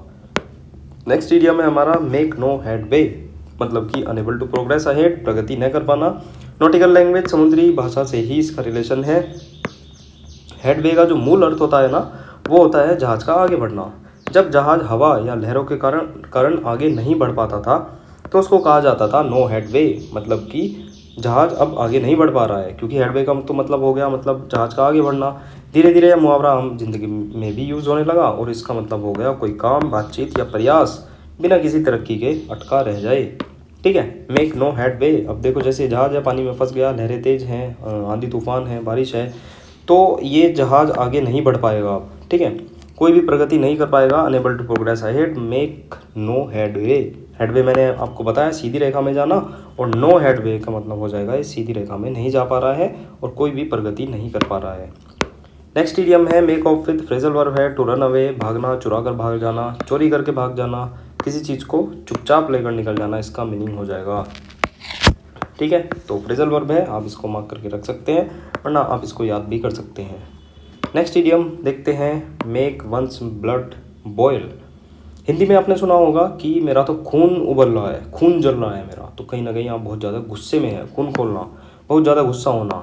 To make somebody furious, fast and furious से भी आप इसको रिलेट कर सकते हैं। To be very angry, easy हो जाएगा, तो पूरा मुहावरा ही ईजी है। मतलब मेरा तो खून उबल रहा है, मतलब इतना गुस्सा हूँ, जैसे देख सकते हैं इसके नसों में, मतलब इसका खून बौखला उठा है, मतलब ये पूरा का पूरा खून जल गया है इसका, है ना। तो इजी इडियम हो जाएगा, डायरेक्ट इसको रिलेट कर सकते हैं हिंदी वाले से, मतलब कि जैसे खून खोलना होता है तो ऐसे इसका मीनिंग हो जाएगा। नेक्स्ट इडियम है मेक वंस फ्लैश क्रॉल या फिर क्रीप, मतलब हो जाता है to make someone feel disgusted, afraid, frightened, horrifying, मतलब कि डराना। अब देखो फ्लैश क्या होता है, शरीर की त्वचा हो जाता है, मांस हो जाता है, जो हमारी एक मांस की एक संरचना होती है ना, तो वो ही उसको फ्लैश कहते हैं। क्रॉल या फिर क्रीप का मतलब हो जाता है धीरे धीरे सरकना, है ना। जब कोई डरावनी, घिनौनी, असहज करने वाली चीज़ होती है तो ऐसा लगता है जैसे त्वचा के नीचे कुछ रेंग रहा हो। इसी भावना से यह मुहावरा दर्शाता है, यह एक शारीरिक प्रतिक्रिया को दर्शाता है जो मानसिक घबराहट, डर की से जुड़ी हुई होती है, जैसे कि झुरझुरी या फिर कपकपी। अब देखो जैसे ये ही है ना, इसके हाथ पर मकड़ी चलने लगी, एकदम जैसे आप किसी और चीज़ में लग रहे हैं और आपको कुछ चलता हुआ फील हो, आप एकदम हाथ झटक देंगे अपना, मतलब डर के मारे, क्या मतलब एकदम क्या चलने लगा, ऐसे एकदम हाथ झटक के मारेंगे। पैर में भी अगर आपको सो रहे हैं और कुछ उस पर कोई मतलब मकड़ी आ गई, मक्खी, कुछ भी ऐसी चीज़ जो रेंग कर चल रही है ना, सरक कर चल रही है, तो आप एकदम डर कर मतलब झटपटा जाएंगे एकदम। तो ऐसे ही इसका कंटेक्स्ट है वो मतलब ह्यूमन नेचर में लाया गया, शारीरिक प्रतिक्रिया से इसको दर्शाया गया कि जैसे मानसिक घबराहट, डर से जुड़ा होना, जैसे झुरझुरी आ जाती है, एकदम कभी कांप जाता है शरीर एकदम, अगर आप मतलब कुछ अनवांटेड चीज़, कुछ भी ऐसी चीज़ जो आप मतलब बेसिकली नहीं पसंद करते हैं, मान लो आपको छिपकली नहीं पसंद है और छिपकली आपके पैर पर आकर मतलब वो भी मतलब रेंग कर चलती है और वो मतलब रेंग गई पैर पे, तो आप एकदम मतलब पूरा शरीर में कभी आ जाएगी आपके, तो आप मतलब एफ्रेड फील करेंगे, फ्राइटन फील करेंगे, हॉरिफाइंग, डरावना फील करेंगे। तो मेक वंस फ्लैश क्रॉल या फिर क्रीप कह सकते हैं कि आपके शरीर पर जैसे कोई चीज़ रेंग रही है, कोई मांस फ्लैश हो गया ना, तो कोई चीज़ आपके शरीर पर रेंग रही है, तो वो मतलब आप डर के मारे बहुत ही ज़्यादा मतलब झटपटा जाएंगे, कपकपा जाएंगे। ठीक है, तो इस तरह से आपको इडियम याद रखना है। नेक्स्ट इडियम देखते हैं। नेक्स्ट इडियम है हमारा make one's mark, distinguish oneself, attain recognition, to attain success, प्रसिद्धि प्राप्त करना, छाप छोड़ देना। ये अभी आपको मीनिंग पता ही लग गए होंगे। देखो पुराने समय में 16वीं शताब्दी में कई लोग लिखना नहीं जानते थे, तो वे दस्तावेजों पर अपनी पहचान के तौर पर एक्स का एक निशान, एक मार्क बना देते थे। उस समय मेक योर मार्क का मतलब था कि किसी दस्तावेज पर अपनी उपस्थिति या फिर पहचान को दर्ज कराना। धीरे धीरे यह मुहावरा एक प्रतीकात्मक अर्थ के रूप में यूज होने लगा, जिसका मतलब हुआ ऐसी पहचान बनाना या कुछ ऐसा कर जाना जिससे दुनिया आपको याद रखे। अब यह आमतौर पर सफलता, उपलब्धि और विरासत के संदर्भ में यूज होता है। ठीक है, तो बेसिकली आपको क्या याद रखना है, पुराने समय में जब कहीं भी साइन करने की बारी आती थी तो लोग अनपढ़ रहते थे, तो वहाँ पर एक एक्स का निशान बना लेते थे ताकि उनकी उपस्थिति का पता रहे। मतलब किसी को पता, साइन हम क्यों मारते हैं, अब मतलब आपकी उपस्थिति को दर्शाने के लिए कि आप वहाँ उपस्थित थे। ठीक है, किसी भी चीज़ में आप इन्वॉल्व रहे, तो वहाँ पर एक्स बना देना मेक वंस मार्क का मतलब हो जाता है आपने अपनी उपस्थिति को दर्शाया है, आपने अपनी छाप छोड़ी, अपने होने का प्रमाण दिया है, प्रसिद्धि प्राप्त कर दी है आपने, है ना। डिस्टिंग्विश वन सेल्फ, है ना, मतलब अपने आप को अलग कर लेना, एक अपनी अलग पहचान बनाना, अंतर करना लोगों से, है ना। अटेन रिकॉग्निशन प्राप्त करना, सक्सेस प्राप्त करना, अपनी एक छाप छोड़ना। कैसे, जैसे पुराने समय में लोग एक्स मार्क को बना देते थे अपना साइन करने के बजाय। ठीक है, तो कहीं ना कहीं वे अपनी उपस्थिति पहचान को दर्ज कराते थे। तो ऐसे ही इसका मीनिंग बन गया कि अपनी आप छाप छोड़ रहे हैं, अपने आप को अलग फील करा रहे हैं, है ना, अपने आप में अंतर करवा रहे हैं लोगों से। ठीक है, मान लो कोई और तो साइन कर रहा है, आप वहाँ पर एक्स बना रहे हैं, तो आपने और लोगों से अपने आप को अलग कर लिया है। एक प्रसिद्धि के रूप में इसको रिलेट किया जा सकता है, अपनी आपने छाप छोड़ दी है। ठीक है, नेक्स्ट इडियम है हमारा मेक आउट। मेक आउट का मतलब हो जाता है अंडरस्टैंड, समझना, समवन और समथिंग विद डिफिकल्टी, मुश्किल से समझना। फ्रेजल वर्ब है किसी चीज़ को कठिन परिस्थितियों में भी समझ लेना या फिर पहचान लेना, आप इसको याद कर सकते हैं। नेक्स्ट देखते हैं, नेक्स्ट इडियम हमारा मेक रूम, मतलब कि मेक स्पेस, जगह बनाना। रूम का मतलब पहले समय में खाली स्थान और गुंजाइश होता था, तो जब कहते थे मेक रूम तो इसका शाब्दिक अर्थ हो जाता था किसी के लिए, किसी और के लिए रास्ता या फिर जगह साफ करना, किसी को जगह देना। तो मेक रूम मतलब किसी के लिए जगह बनाना, कोई आपके पास आ रहा है तो आपने उसके लिए जगह बनाई है, तो आप मतलब मेक स्पेस, जगह बनाकर आप उसको बुलाएंगे। ठीक है, किसी नए विचार, व्यक्ति, परिवर्तन को अपनाने के लिए मन या सिस्टम में जगह बना लेना। मन के कंटेक्स्ट में भी ये चीज़ याद होती है कि अपने मन में किसी चीज़ को रखने के लिए आप उसकी जगह बना रहे हैं। ठीक है, नेक्स्ट इडियम है हमारा make short work of something, मतलब कि डिस्पोज ऑफ क्विकली, जल्दी समाप्त कर देना। पता ही लग रहा है, मेक शॉर्ट वर्क ऑफ मतलब आपने अपने काम को छोटा कर लिया है। शॉर्ट वर्क का मतलब हो जाता है ऐसा काम जो बहुत कम समय में पूरा हो जाए। जब कोई कहता है make short work of something, तो उसका आशय होता है कि उसने उस काम को बहुत जल्दी, कुशलता से, बिना ज़्यादा मेहनत के पूरा कर लिया है।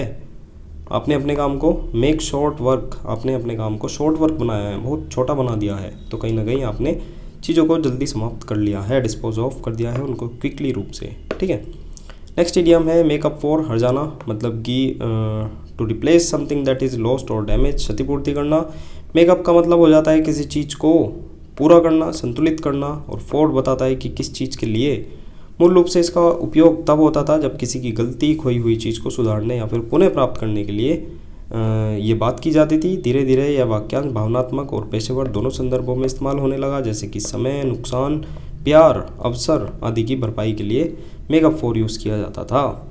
ठीक है, तो मेकअप का मतलब हो जाता है संतुलित करना किसी चीज़ को, पूरा करना किसी चीज़ को, और फॉर मतलब किसी चीज़ के लिए, किसी चीज़ को संतुलित करना। आप संतुलित ही करेंगे उस चीज़ को। कैसे, मान लो आपने ये है, इसने ये इसका घड़ा तोड़ दिया लड़की का, बहुत मतलब प्रीशियस था, इसने इसको मतलब पैसे दे दिए, मतलब क्षतिपूर्ति कर रहा है, तो कहीं ना कहीं चीज़ों को बैलेंस में ला रहा है, संतुलन में ला रहा है। ठीक है, नेक्स्ट इडियम देखते हैं मेकअप विद समवन, तो ये भी फ्रेजल वर्ब है, मतलब कि close or ignore the differences with someone to settle their differences, मतलब कि मन मुटाव हैं, आपसी मतभेद हैं, उनको ख़त्म कर देना। मेकअप का यहाँ पर मतलब है फ्रेजल वर्ब है, मतलब कि रिश्ते सुधारना, मनमुटाव खत्म कर देना, जैसे अभी पहले बताया था संतुलन, तो उसको भी रिलेट कर सकते हैं, मतलब चीज़ों को बैलेंस करना।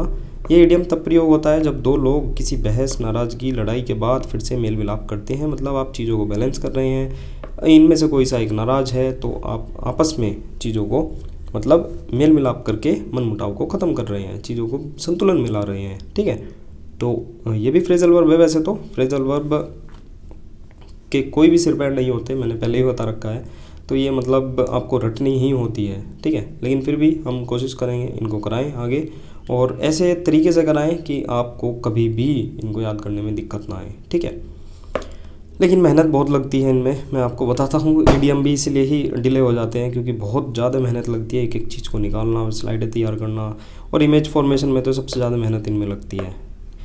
नेक्स्ट इडियम देखते हैं मेकिंग हे वाइल द सनशाइन्स, मतलब कि हे क्या होता है, हे हो जाता है घास, घास फूस। ठीक है, taking advantage of A favourable opportunity, मतलब कि मौके पर चौका मारना, अनुकूल अवसर का लाभ उठाना। किसान जो होते हैं जब घास हे होती है ना, जब काटते हैं और सुखाते हैं जब धूप अच्छी होती है, ठीक है, जब धूप बहुत मतलब सूरज अच्छे से खिलता है, धूप तेज़ होती है, तभी वे घास को काटते और सुखाते हैं। क्योंकि बारिश में घास सड़ जाती है, इसलिए जब सूरज चमकता था या मौसम साफ़ होता था तो वे जल्दी से घास को सुखा लेते थे। बाद में यह कहावत रूपक बन गई, जिसका अर्थ हुआ जब हालात अनुकूल हों, जब धूप निकल रही हो तभी घास को सुखाना चाहिए। तो जब हालात अनुकूल हो तभी काम को तुरंत कर लो, मौका मत गवाओ, ठीक है। तो आप इस चीज़ से इसको रिलेट करेंगे कि घास को तभी सुखाया जाता है जब आसमान साफ़ हो, धूप निकली हो, ठीक है। तो इसी तरह से कोई भी अपॉर्चुनिटी अगर आती है तो उसको मतलब अवेल करने में ही भलाई होती है, तुरंत कर देना चाहिए, उसको डिले नहीं करना चाहिए। नेक्स्ट इडियम देखते हैं, many slip between the cup and the lip. Bad things may happen before the task is finished, मतलब कि काम शुरू होने से पहले नुकसान हो जाना। देखो क्या है, मैनी स्लिप मतलब कि फिसल जाना, between the cup and lip. अब मान लो आपके कप में चाय है ना, आप उसको पी रहे हैं तो वो आप होठों से पिएंगे, तो उस कप और आपके जो लिप हैं उसके बीच में चाय फिसल सकती है। तो कहने का मतलब ये कहावत है, लोकोक्ति ही होती है कि जब आप चाय को उठाकर होठ से लगाकर पी रहे हैं तो उस दौरान, उस बीच के समय में मतलब काफ़ी सारी स्लिप हो सकती है, आपके हाथ से चाय बिगड़ सकती है, कुछ और मतलब कहीं आपके घर में कुत्ता है, बिल्ली है, उसने टक्कर मार दी, मतलब कुछ भी स्लिप हो सकती हैं चीज़ें, मतलब काम बिगड़ सकता है आपका ये पीने वाला जो है, ठीक है। काम शुरू होने से पहले ही नुकसान हो जाना, यह कहावत बहुत ही ज़्यादा पुरानी है और प्राचीन यूनानी सभ्यता से निकली हुई मानी जाती है। इसका सबसे पहला रूप एक ग्रीक कहावत में मिलता है, there is many a slip between the cup and the lip, मतलब कि कप और होठ के बीच में बहुत ही फिसलन हो सकती है। यह कहावत बताती है कि भले ही कोई कार्य पूर्ण होने के बिल्कुल करीब हो, जैसे कि हाथ में कप हो, होठ तक पहुंचने ही वाला हो, लेकिन फिर भी अचानक कुछ ऐसा हो जाए जिससे वह कार्य अधूरा रह जाए।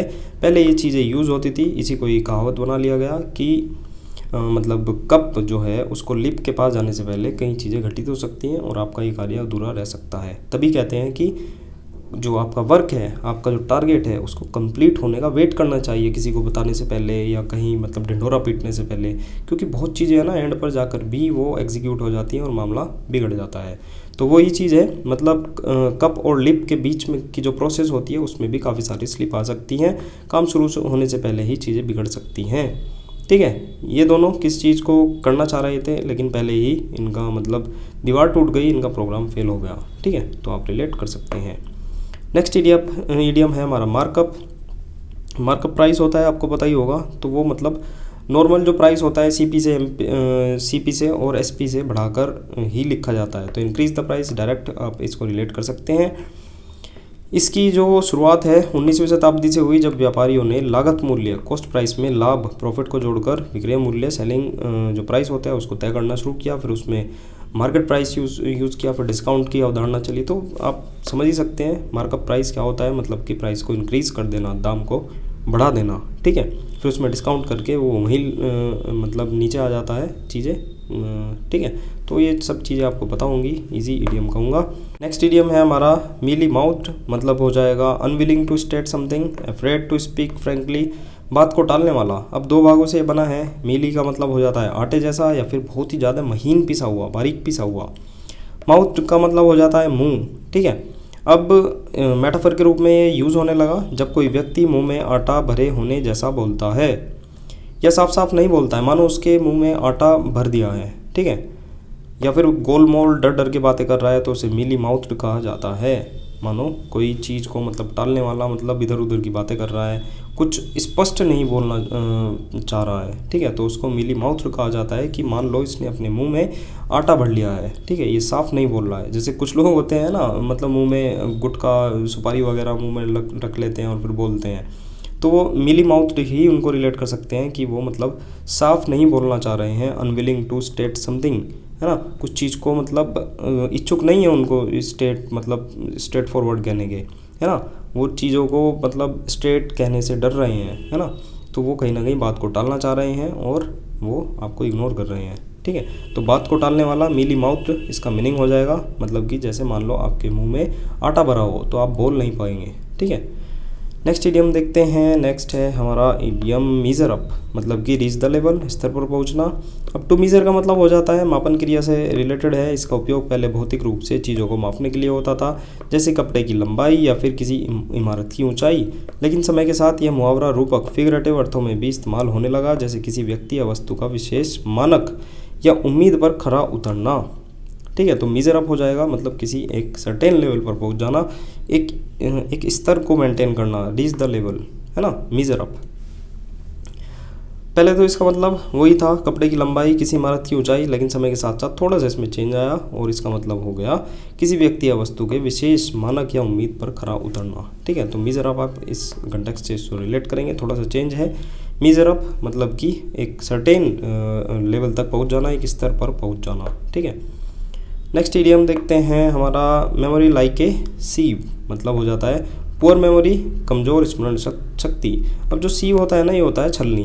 ठीक है, छलनी का प्रयोग एक रूपक मेटाफर के रूप में यूज़ किया गया। जैसे छलनी में कोई भी तरल चीज़ टिकती नहीं है और निकल जाती है, वैसे ही किसी व्यक्ति की मेमोरी में कोई भी बात नहीं रुकती है और वो सब कुछ निकल जाती है ना, वो भूल जाता है। तो ऐसे ही उसको कहेंगे मेमोरी लाइक ए सीव, मतलब कि कमज़ोर स्मरण शक्ति। आपकी जो मेमोरी है वो एक सीव की तरह है, एक छलनी की तरह है। जैसे छलनी में पानी निकल जाता है, पार हो जाता है, रुकता नहीं है, तो ऐसे ही आपके दिमाग में कोई चीज़ रिटेन नहीं रह पाती है, मेमोरी आपकी इतनी कमज़ोर है। ठीक है, नेक्स्ट इडियम देखते हैं। नेक्स्ट इडियम है हमारा मेंड योर वेज, मतलब कि इम्प्रूव वंस बिहेवियर, व्यवहार में सुधार करना। मेंड का अर्थ होता है सुधारना, ठीक करना, और इसका प्रयोग पहले होता था कपड़ों में, जूतों में, अन्य वस्तुओं की मरम्मत के लिए यूज़ होता था। धीरे धीरे इसका रूप भावनात्मक नैतिक अर्थों में भी होने लगा, जैसे कि किसी के व्यवहार या आदतों को सुधारना। बेसिकली मेंड का मतलब आपको सुधारना याद करना है। मेंड का मतलब हो जाता है सुधारना, और आप अपने वेज को, अपने जो आपके रास्ते हैं उनको सुधार रहे हैं, तो इम्प्रूव कर रहे हैं अपना बिहेवियर, व्यवहार में आप सुधार कर रहे हैं। ठीक है, नेक्स्ट इडियम देखते हैं। मेथड टू माई मैडनेस, मतलब कि ए पर्पस और रीजन बिहाइंड सीमिंगली क्रेजी और मीनिंगलेस एक्शन।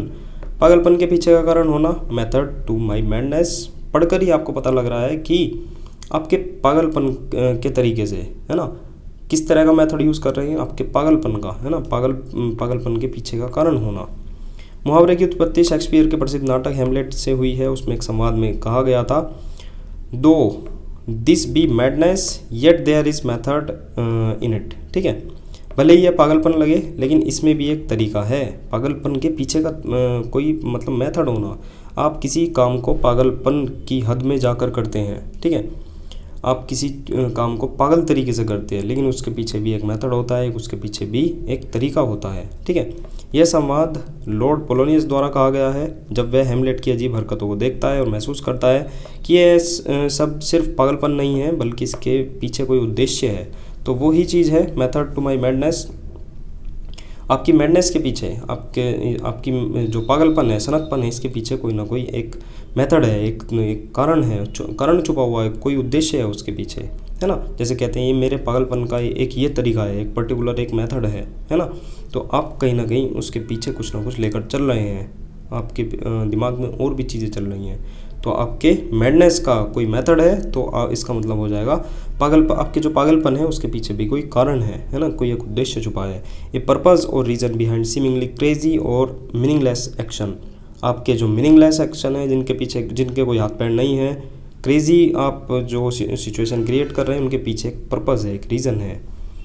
नेक्स्ट हमारा इडियम है मिडास टच। ईजी है, बचपन में सबने सुना होगा। एक मिडास नाम का राजा था, वही है, और बहुत लालची था, धन दौलत के बहुत ज़्यादा शौक था। भगवान से उसने एक वर मांगा था, जो जिस चीज़ को भी छूँ वो सोना बन जाए, है ना। तो उसे वरदान मिल गया था और खुशी खुशी उसने खाने को छुआ, वो मतलब भूख लगी थी उसको, वो सोना बन गया।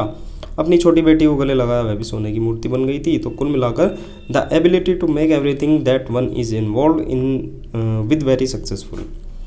Ability to make everything that one is involve with very successful, मतलब कि हर काम में सफलता की क्षमता होना।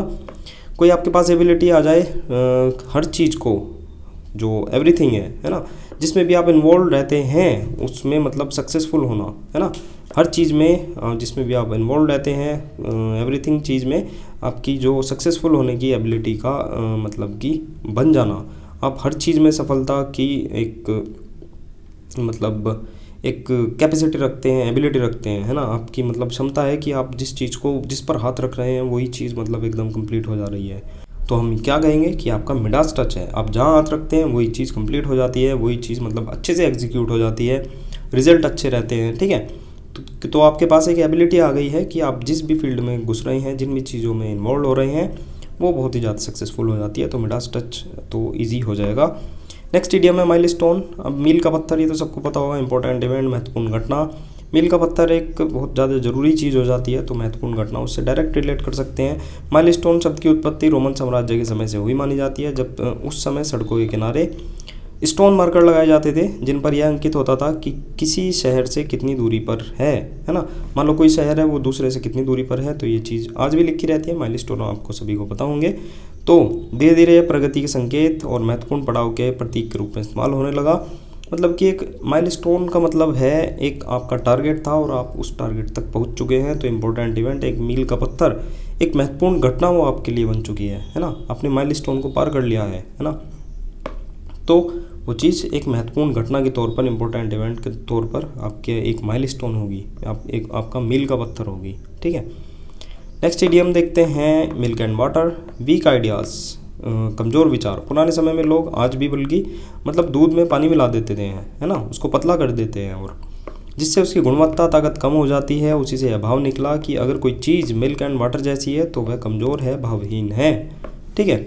मिल्क एंड वाटर का मतलब हो जाएगा जैसे कि दूध में पानी मिलाकर उसकी जो पावर होती है, उसकी गुणवत्ता होती है, वो कम कर दी जाती है। तो ऐसे ही वीक आइडियाज़, ये ह्यूमन टेंडेंसी के रूप में आप इसको यूज़ कर सकते हैं। मतलब कि मिल्क एंड वाटर की तरह आपके विचार हो गए हैं, मतलब कि बहुत ज़्यादा कमज़ोर हो चुके हैं वे और प्रभावहीन हो गए हैं।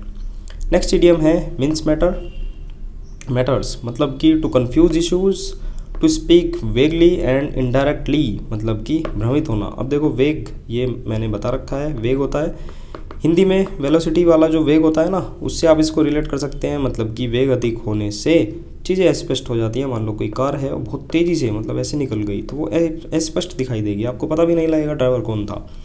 तो वेगली का मतलब हो जाता है अस्पष्ट, कन्फ्यूज़ करना इशूज़ को। टू स्पीक बोलना, वेगली मतलब कि वेग स्पष्ट रूप से बोलना, इनडायरेक्टली बोलना, भ्रमित करना। अब देखो यहाँ पर जो ये मीन्स है ना, इसका मतलब हो जाता है छोटे टुकड़ों में काटना। अब देखो ये भी हमने करा रखा है, जैसे मिनिमम मैक्सिमम होता है ना, तो इसमें शॉर्ट फॉर्म में हम मिनिमम लिखते हैं और मैक्सिमम को तो ऐसे लिख देते हैं, ठीक है। तो यहाँ पर मिनिमम और मिनिमम से, ठीक है। मिनिमम से टुकड़े कर दो, मतलब मिनिमम से मिनिमम इसके टुकड़े कर दो, छोटे छोटे इसके टुकड़े कर दो, तो मतलब कि छोटे छोटे टुकड़ों में काटना, इसका मीनिंग हो जाएगा। इस तरह से ही हमने पहले याद कर रखा है, मिनिमम से मिनिमम इसके टुकड़े कर दो।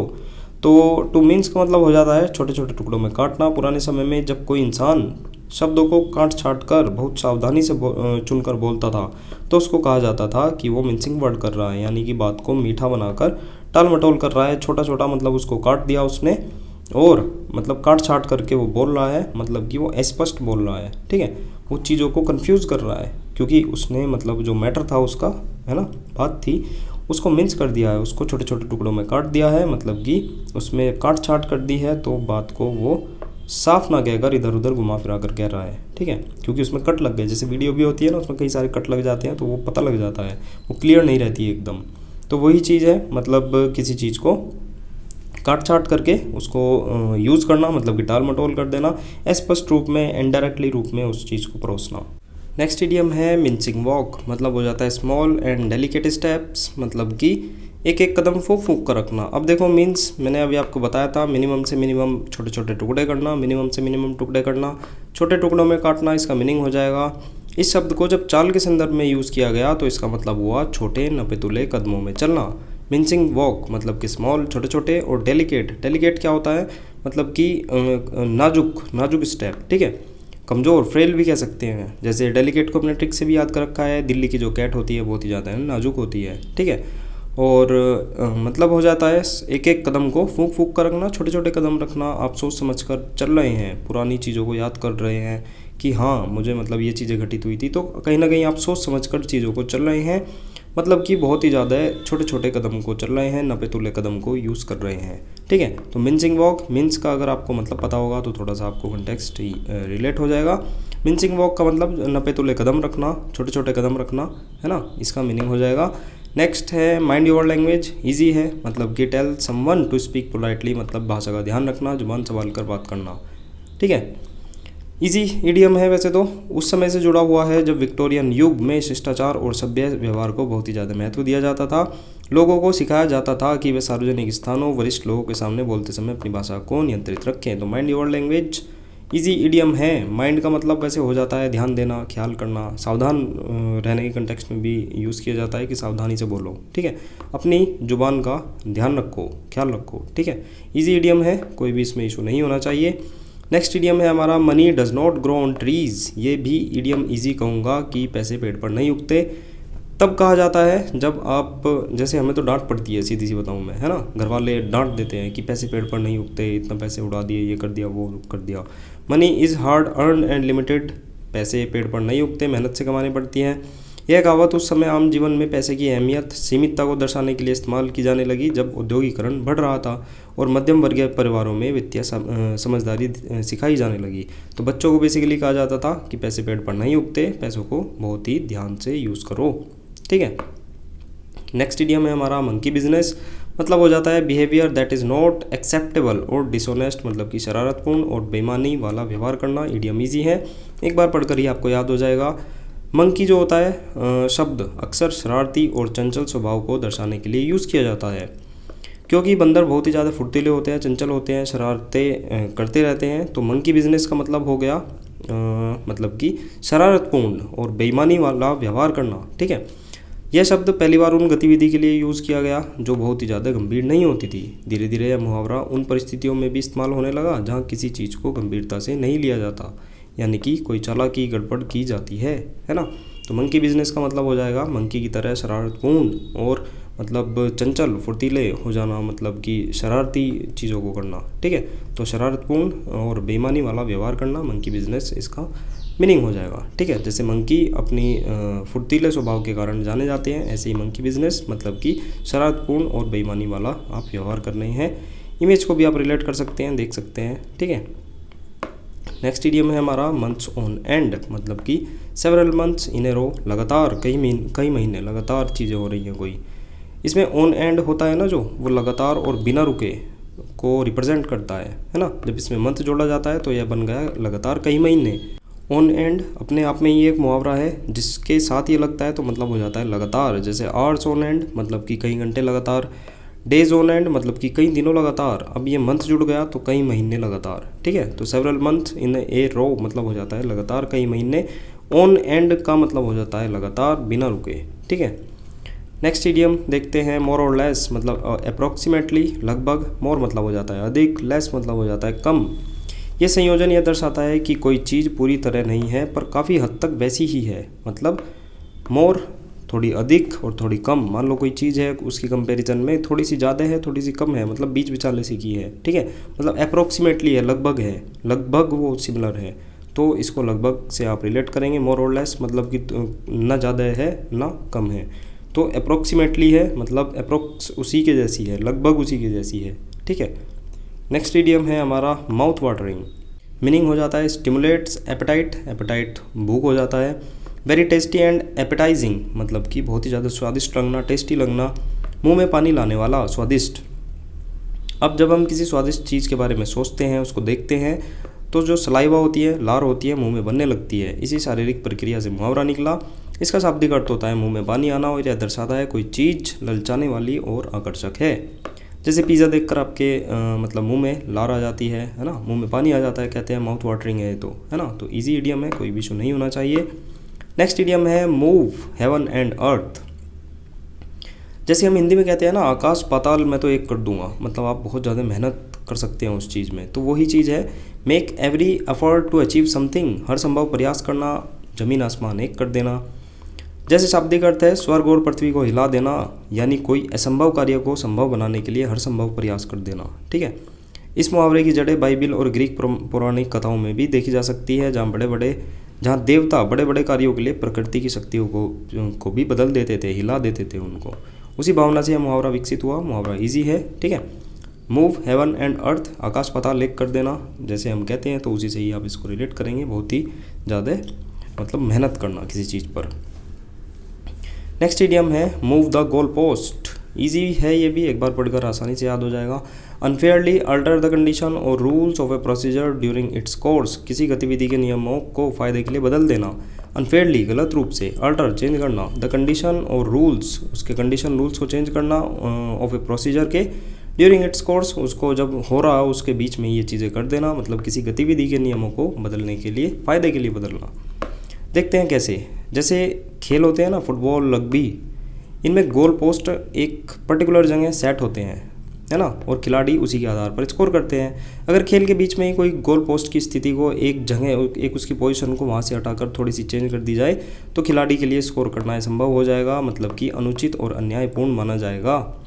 तो ये भी माना जा सकता है कि आपने अपनी सुविधा के अकॉर्डिंग, मान लो आपका उसमें फेवर है कुछ, आपने अपनी सुविधा के अकॉर्डिंग उसकी पोजीशन को थोड़ा सा खिसका दिया है, तो कहीं ना कहीं अपने फ़ायदे के लिए आपने जो उसके रूल्स है उसमें चेंज किया है। तो मूव द गोल पोस्ट का मतलब हो जाएगा अपने फ़ायदे के लिए गतिविधि के नियमों का जो रूल्स रेगुलेशन है उसको चेंज कर देना। नेक्स्ट इडियम है मच अडू अबाउट नथिंग, मतलब हो जाता है मेकिंग ए बिग फस ओवर स्मॉल मैटर, मतलब कि छोटी बात का बतंगड़ बना देना। अब जो ये अडू होता है ना, इसका मतलब हो जाता है हलचल, या फिर इसका एक और मतलब हो जाता है उपद्रव या फिर परेशानी, ठीक है। तो आपने नथिंग, कोई चीज़ नहीं थी, उसके ऊपर भी मतलब आपने हलचल कर दिया, उपद्रव कर दिया, मतलब कि एक छोटा सा तुच्छ सा एक मैटर था, आपने बिग फस मतलब बहुत बड़ा बतंगड़ बना दिया उस चीज़ का। तो वही चीज़ है, वही सेम मीनिंग है।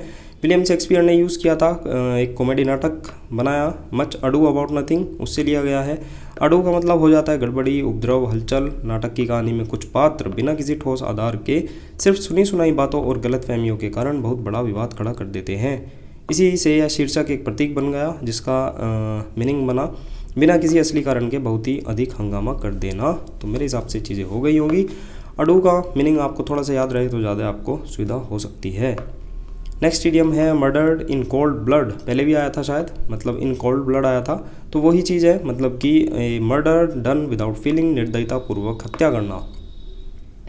कोल्ड ब्लड में आपकी कोई भी फीलिंग नहीं होती है ना, जैसे खून गर्म हो जाता है तो तब कहते हैं कि आदमी गुस्से में है, लेकिन इसके विपरीत जब खून ठंडा हो जाता है तो आप बिल्कुल भी भावनाहीन हैं, मतलब कि फीलिंग आपके अंदर कुछ नहीं है, आपने बिल्कुल शांत बिना किसी भावना दया के ये काम किया है, तो वो ब्रूटली करेंगे, आप बिल्कुल ही बर्बरता से वो चीज़ एग्जीक्यूट करेंगे। तो निर्दयतापूर्वक हत्या करना इसका मीनिंग हो जाएगा। ईजी इडियम है। नेक्स्ट इडियम है nail your colours to the mast to make it obvious what your opinion और प्लान्स आर, डंके की चोट पर कहना, जाहिर करना।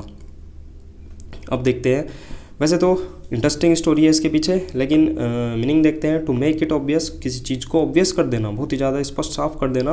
व्हाट इज़ योर ओपिनियन, आपके विचार क्या हैं उसके ऊपर, आपके प्लान्स क्या हैं, ठीक है। देखते हैं क्या स्टोरी है। जो समुद्री युद्ध होते थे, नेवल बैटल्स, उससे जुड़ा है। उस समय जहाज़ों पर कलर्स, झंडा या जो ध्वज होता था वो देश या सेना की पहचान का प्रतीक होता था। मान लो इन्होंने ये झंडा लगाया है तो ये इनका जो एक मतलब आइडेंटिटी है उसको रिप्रेजेंट कर रहा है। बेसिकली झंडे इसीलिए होते हैं, हर देश के प्रतिनिधित्व करते हैं। ऐसे ही ये इनके मतलब समुद्री झंडे होते हैं। तो ये जो इनका झंडा है इसको कहते हैं कलर्स, ठीक है। ये उनकी पहचान का प्रतीक होता था। जब कोई जहाज़ युद्ध के दौरान हार मान लेता था तो वह अपना झंडा, जो अपना कलर है, वो नीचे उतार देता था, ठीक है, जिसे समर्पण, सरेंडर कहते थे हम, है ना। लेकिन अगर कोई कप्तान अपने झंडे को मास्ट, मस्तूल होती है, इसको मास्ट कहते हैं, इस पर कील नेल से ठोक देता है, जैसे हथौड़ा ले रहा है, ये नेल से अपना जो कलर है, अपना झंडा है, उसको ठोक रहा है, तो इसका मतलब था कि हम किसी भी हाल में हार नहीं माने के अड़े रहेंगे। इसका भाव था दृढ़ निश्चय और अपने पक्ष के साथ अडिग रहना, चाहे परिणाम कुछ भी हो जाए, ठीक है। तो नेल करना, नेल मतलब कि कील करना, योर कलर मतलब झंडा, अपना झंडा नेल करना, किस पर, मास्ट पर, मतलब जो मस्तूल होती है उस पर अपना झंडा लगाना, मतलब आप अपनी बातों पर दृढ़ निश्चित होकर टिके हुए हैं, डंके की चोट पर अपना पक्ष रख रहे हैं, ठीक है। तो मेरे हिसाब से इडियम बिल्कुल क्लियर हो चुका होगा आपका। नेक्स्ट इडियम देखते हैं, नेल बाइटिंग। ये भी एक जो फिजिकल हमारे इमोशन होते हैं, हमारी जो एक सिचुएशन होती है उससे लिया गया है। सस्पेंसफुल, द्विधापूर्ण, इंसानी व्यवहार से जुड़ा हुआ है। जब कोई व्यक्ति बेहद तनाव, घबराहट, बेचैनी में होता है तो अक्सर अपने नाखून चबाने लगता है। जैसे आपको पता ही होगा, जैसे थिएटर में कोई बैठे हैं और डरावनी कोई सस्पेंसफुल चीज़ चल रही है तो मतलब अपनी उंगलियों को मतलब मुंह के पास दांतों से भी काटने लगते हैं, मतलब कुछ नर्वसनेस फील हो जाती है। यह आदत मानसिक तनाव और उत्तेजना की निशानी मानी जाती है। तो नेल बाइटिंग का मतलब हो जाएगा दुविधापूर्ण, मतलब कि सस्पेंसफुल। ठीक है, तो मेरे हिसाब से ये भी इडियम ईजी हो जाएगा आपके लिए। नेक्स्ट देखते हैं नेक एंड क्रॉप, मतलब हो जाएगा टोटली एंड कम्प्लीटली, पूरी तरह से। अब देखो, इसमें नेक का मतलब तो समझ में आता है, लेकिन क्रॉप एक स्पेशल वर्ड है। जैसे देखते हैं, यह मुहावरा मूल रूप से जानवरों की जो गर्दन होती है, क्रॉप उसको कहते हैं। जो ऊपर का हिस्सा होता है ना, गर्दन के ऊपर का हिस्सा, जैसे ये देख सकते हैं। क्रॉप का अर्थ यहाँ पर गर्दन के पास का ऊपरी हिस्सा होता है, खासकर पक्षियों में। और नेक तो आपको गर्दन पता ही होगी, मतलब किसी जानवर को हम गर्दन सहित पकड़कर बाहर निकालकर फेंकने की क्रिया को दर्शाने के लिए इस्तेमाल होता है यह मुहावरा, है ना। मतलब आप किसी की गर्दन को, क्रॉप को, नेक को पकड़कर किसी को बाहर फेंक रहे हैं, ठीक है, कहीं ना कहीं आपने उसको पूरे को बाहर फेंक दिया, है ना। यह मुहावरा बलपूर्वक पूरी तरह से एक झटके में हटाना, निकाल देना के अर्थ में प्रयोग होता है। धीरे धीरे नेक एंड क्रॉप का मेटाफर बन गया, जिसका मतलब हुआ पूरी तरह से, अचानक और बिना किसी हिस्से को छोड़े, मतलब कि पूरे के पूरे हिस्से को। मान लो आपने, वैसे तो बेसिकली ये जो जानवर जैसे बत्तख हो गई, पक्षियाँ हो गई, है ना, उनकी गर्दन को पकड़कर अगर आपने बाहर फेंक दिया तो आपने पूरे को उठाकर उनको फेंक दिया, है ना। तो टोटली एंड कम्प्लीटली इसका मीनिंग हो जाएगा, मतलब कि पूरी तरह से उठाकर आपने उनको फेंक दिया है। तो नेक एंड क्रॉप, क्रॉप आप ध्यान रखेंगे, नेक आपको पता ही होगा, तो इडियम आपको रिलेट हो जाएगा। ठीक है, पूरी तरह से आपने उसको उठाकर फेंक दिया है। नेक्स्ट इडियम है हमारा नेक ऑफ द वुड्स, मतलब कि नेबरहुड, आपका इलाका, आसपास का परिचित क्षेत्र। अब नेक का शब्द यहाँ पर जो है वो जंगल या किसी रीजन के हिस्से को दर्शाता है। कैसे, देखते हैं। अमेरिका में बसने वाले शुरुआती अंग्रेजी भाषी लोग किसी खास इलाके, जंगल के हिस्से को इन नेक ऑफ द लैंड कहते थे। ठीक है, कोई एक स्पेशल एरिया जो होता था उसको इन नेक ऑफ लैंड कहते थे। धीरे धीरे यह मुहावरा नेक ऑफ द वुड्स बन गया, जिसका अर्थ हुआ कोई खास इलाका या फिर नेबरहुड।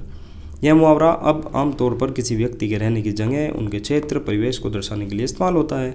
तो कुल मिलाकर जो नेक ऑफ द लैंड था उसी से निकला है। और नेक ऑफ द लैंड किसको कहते थे, मतलब किसी एक बड़ी ज़मीन का एक गर्दन का हिस्सा, आप इस तरह से रिलेट कर सकते हैं। तो जो अमेरिकी लोग थे, मतलब किसी एक पर्टिकुलर इलाके को, किसी खास जंगल के हिस्से को नेक ऑफ लैंड कहते थे। वहीं से ये निकला है नेक ऑफ द वुड्स, मतलब कि आपके आसपास का इलाका है, तो आपके आसपास ही लेकिन थोड़ा सा अलग बसा हुआ है ना, तो उसको ये नेक ऑफ लैंड कहते थे। वहीं से ही नेक ऑफ द वुड्स बना, मतलब कि आपका परिचित क्षेत्र है, आपके क्षेत्र में से ही कोई आपका मतलब पड़ोसी इलाका है। ठीक है, नेक्स्ट इडियम देख सकते हैं, इमेज इसकी रह गई, इमेज देख सकते हैं। Welcome to our neck of the woods, मतलब कि आपका जो आसपास का इलाका है, परिचित क्षेत्र है, तो वहाँ पर आपका स्वागत है। ये आप रिलेट कर सकते हैं नेक ऑफ द वुड्स।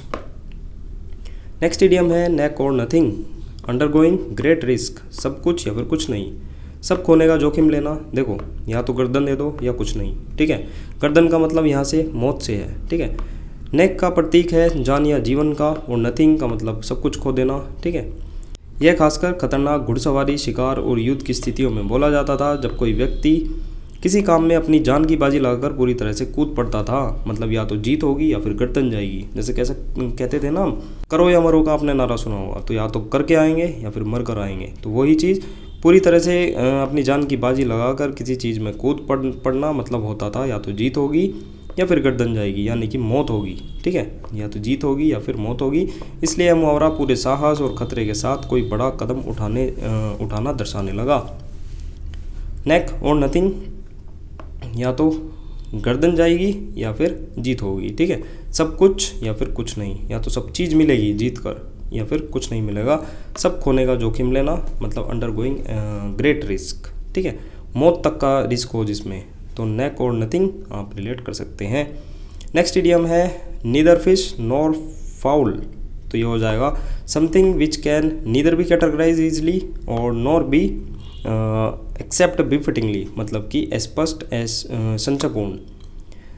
अब देखो, नीदर फिश नॉर फाउल, अब जो ये फाउल होता है ना, ये भी एक तरह का मतलब इसको मुर्गा कह सकते हैं, चिकन जो पक्षी होता है ना वो उसको फाउल कहते हैं। मतलब जो मीट फ्रॉम ए चिकन कह सकते हैं, जो चिकन से मीट प्राप्त होता है उसको फाउल कहते हैं। Something which can neither be categorise easily, मतलब जिसको हम ना तो हम आसानी से कैटेगराइज कर सकते हैं और ना ही हम अच्छी तरीके से फिटेड रूप से हम उसको एक्सेप्ट कर सकते हैं। तो कोई बीच विचार ऐसी की चीज़ हो रही है मतलब जिसको मतलब हम एक्सेप्ट भी नहीं कर सकते, हटा भी नहीं सकते, कुछ एक बीच वाली चीज़ है। देखते हैं कैसे इसका बनता है relation. Neither fish nor flash nor good red hearing, ये एक सेंटेंस था। इंग्लैंड में उस समय कहा जाता था जब लोग धार्मिक नियमों के कारण कुछ खास चीज़ें ही खा सकते थे, जैसे उपवास के दौरान मछली तो खा सकते थे लेकिन मांस नहीं। ऐसे में कोई चीज़ अगर मछली भी नहीं होती थी, नीदर फिश, ठीक है, मांस भी नहीं होता था, नॉर फाउल, तो लोग कहते थे कि यह तो न मछली है और न मांस है, न ही कोई काम की चीज़ है। ठीक है, ऐसी चीज़ या व्यक्ति जो न एक तरह का हो न दूसरी तरह का हो, तो बीच में एक उलझा हुआ अस्पष्ट रूप का कोई चीज़ होना जिसमें मतलब आप कंफर्म ना हो, जिसमें आप कुछ चीज़ों को कैटेगराइज ना कर पाएँ, है ना, जो आपके मतलब तौर तरीके में बिल्कुल भी ठीक ना बैठे, ना आप उसको एक तरह का मानते हैं ना दूसरी तरह का मानते हैं। मिक्सचर थोड़ा सा स्पष्ट है कि ये क्या चीज़ होनी चाहिए, या तो ए हो या बी हो, लेकिन आप बीच में ही मतलब कंफ्यूज हैं, तो वहाँ पर हम ये चीज़ यूज़ करेंगे स्पष्ट होना, संशयपूर्ण होना कोई चीज़। ठीक है, तो वही चीज़ है, हम इसी तरह से रिलेट करेंगे कि ना तो वे फिश खा पाते थे ना ही वे फाउल, मतलब कि जो चिकन वाला मांस होता है ना, ये मुर्गा वाला मीट, ठीक है, उसको खा पाते थे। तो वो बीच में ही कोई चीज़ समझते थे जिससे वे थोड़ा बहुत कन्फ्यूज़न में रहते थे कि या तो ये या तो वो, और लेकिन उनमें भी दोनों में एक चीज़ों को कैटेगराइज नहीं कर पाते थे, और बीच में स्पष्ट रूप में वे ठहर जाते थे, मतलब कि अभी भी उलझन में है, कन्फ्यूज़ हैं कि क्या खाया जाए। ठीक है, तो ना ही फिश और ना ही फाउल। नेक्स्ट देखते हैं, नेक्स्ट इडियम है हमारा never never land, an imaginary utopian place और सिचुएशन, मतलब कि काल्पनिक आदर्शवादी जगह है। अब यूटोपियन है ना, ये यूटोपिया है, यूटोपिया बेसिकली इसको हमने उटोपिया से रिलेट कर रखा था।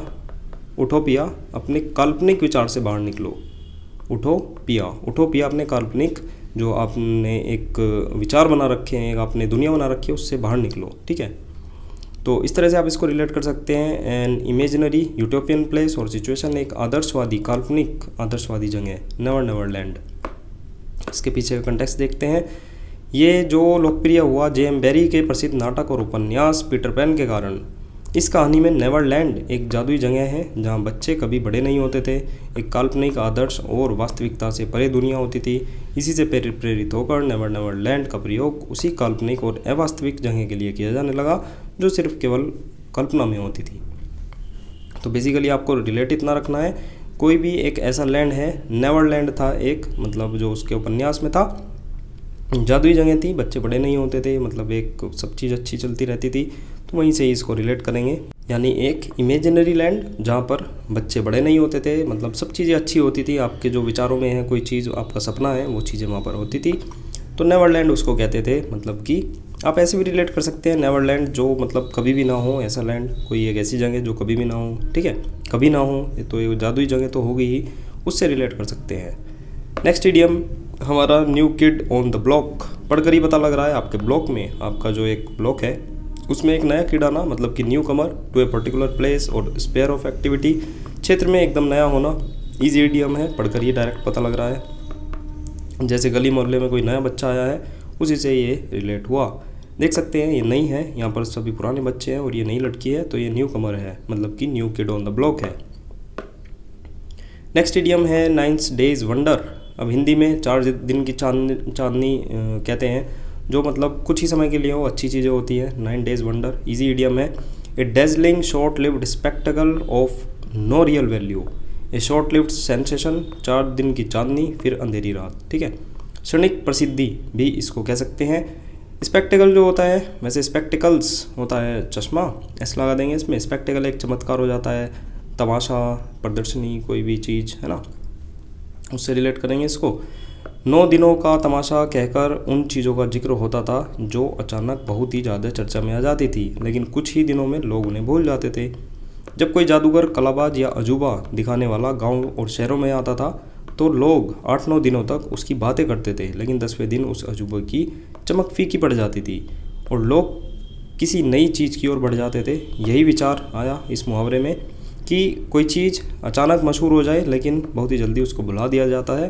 तो यहीं से ये 9 डेज़ वंडर बना, मतलब कि कुछ ही दिन जिसकी प्रसिद्धि हो, ये देख सकते हैं। कुछ ही दिन इसको लोग बाग पसंद करेंगे, देखेंगे, लेकिन बाद में वो गायब हो जाएगा, मतलब कि क्षणिक प्रसिद्धि रहेगी जो कुछ ही क्षण के लिए हो, कुछ ही समय के लिए हो। तो इडियम ईजी है, याद आसानी से हो जाएगा। नेक्स्ट इडियम है 9 times out of 10। Again easy है, मतलब 10 में से 9 बार, तो अधिकतम स्थिति में, मतलब कि इन मोस्ट केसेस चीज़ें हो रही हैं आपकी, मतलब 10 में से 9 बार कोई चीज़ हो रही है तो वो मैक्सिमम टाइम होगी ही होगी। इसका उपयोग तब होता है जब कोई बात लगभग हमेशा सच साबित होती है, यानी कि 10 में से 9 बार। इडियम ईजी है, देख सकते हैं आप, रिलेट कर सकते हैं।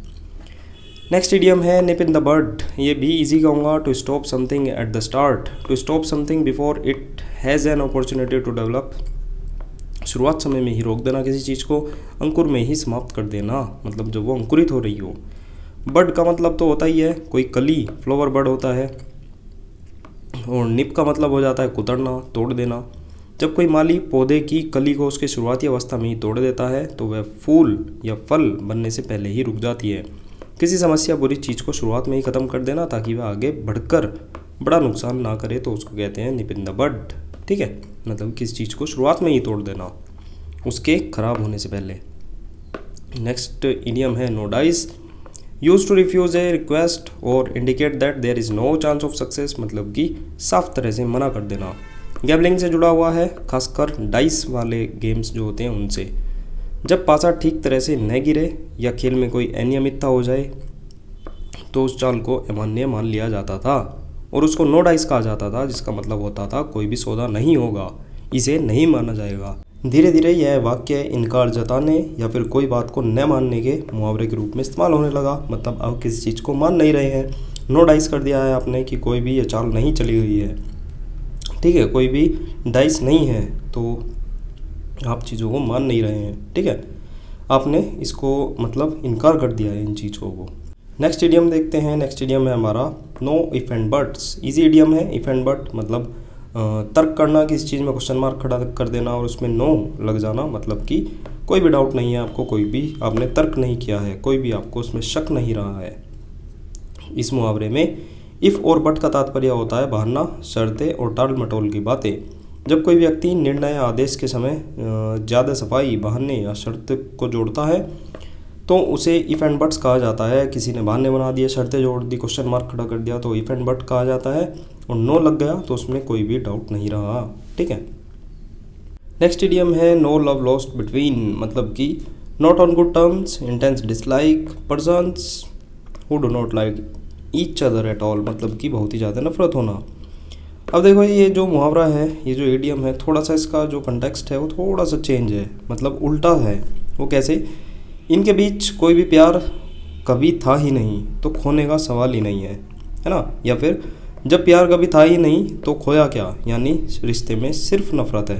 देखो नो लव लॉस्ट बिटवीन, इन दोनों ने मतलब कि कभी भी कुछ भी नहीं खोया है, प्यार इन्होंने खोया ही नहीं है। तो इसका मतलब था कि उनमें पहले कुछ भी नहीं था, मतलब प्यार था ही नहीं, मतलब नफरत थी। तो उन्हें अगर प्यार होता तो वो खोता क्यों, है ना? तो मतलब इसका थोड़ा सा उल्टा कंटेक्स्ट में आपको ये देखना है कि खोने का सवाल ही नहीं है, कभी प्यार था ही नहीं। इन्होंने जो इनके बीच में जो प्यार था वो लॉस्ट ही नहीं हुआ है, वो इसलिए क्योंकि पहले ही इनमें मतलब नफरत थी। तो इस तरह से आपको रिलेट करना है, थोड़ा सा उल्टा आपको इसको सेंस को लेना पड़ेगा। इसलिए इसका अर्थ होता है ये दोनों एक दूसरे को बिल्कुल भी पसंद नहीं करते हैं, ठीक है। तो जब प्यार था ही नहीं तो आपका खोया भी नहीं, है ना? यानी आपके जो रिश्ते हैं उसमें सिर्फ नफरत है। आप देख सकते हैं नॉट ऑन गुड टर्म्स, मतलब कि इंटेंस डिसलाइक हो जाएगा। Person who do not like each other at all, मतलब कि बहुत ही ज़्यादा नफरत होना, ठीक है। नो लव लॉस्ट बिटवीन, मतलब कि इन्होंने अपने बीच में कोई भी प्यार खोया नहीं है।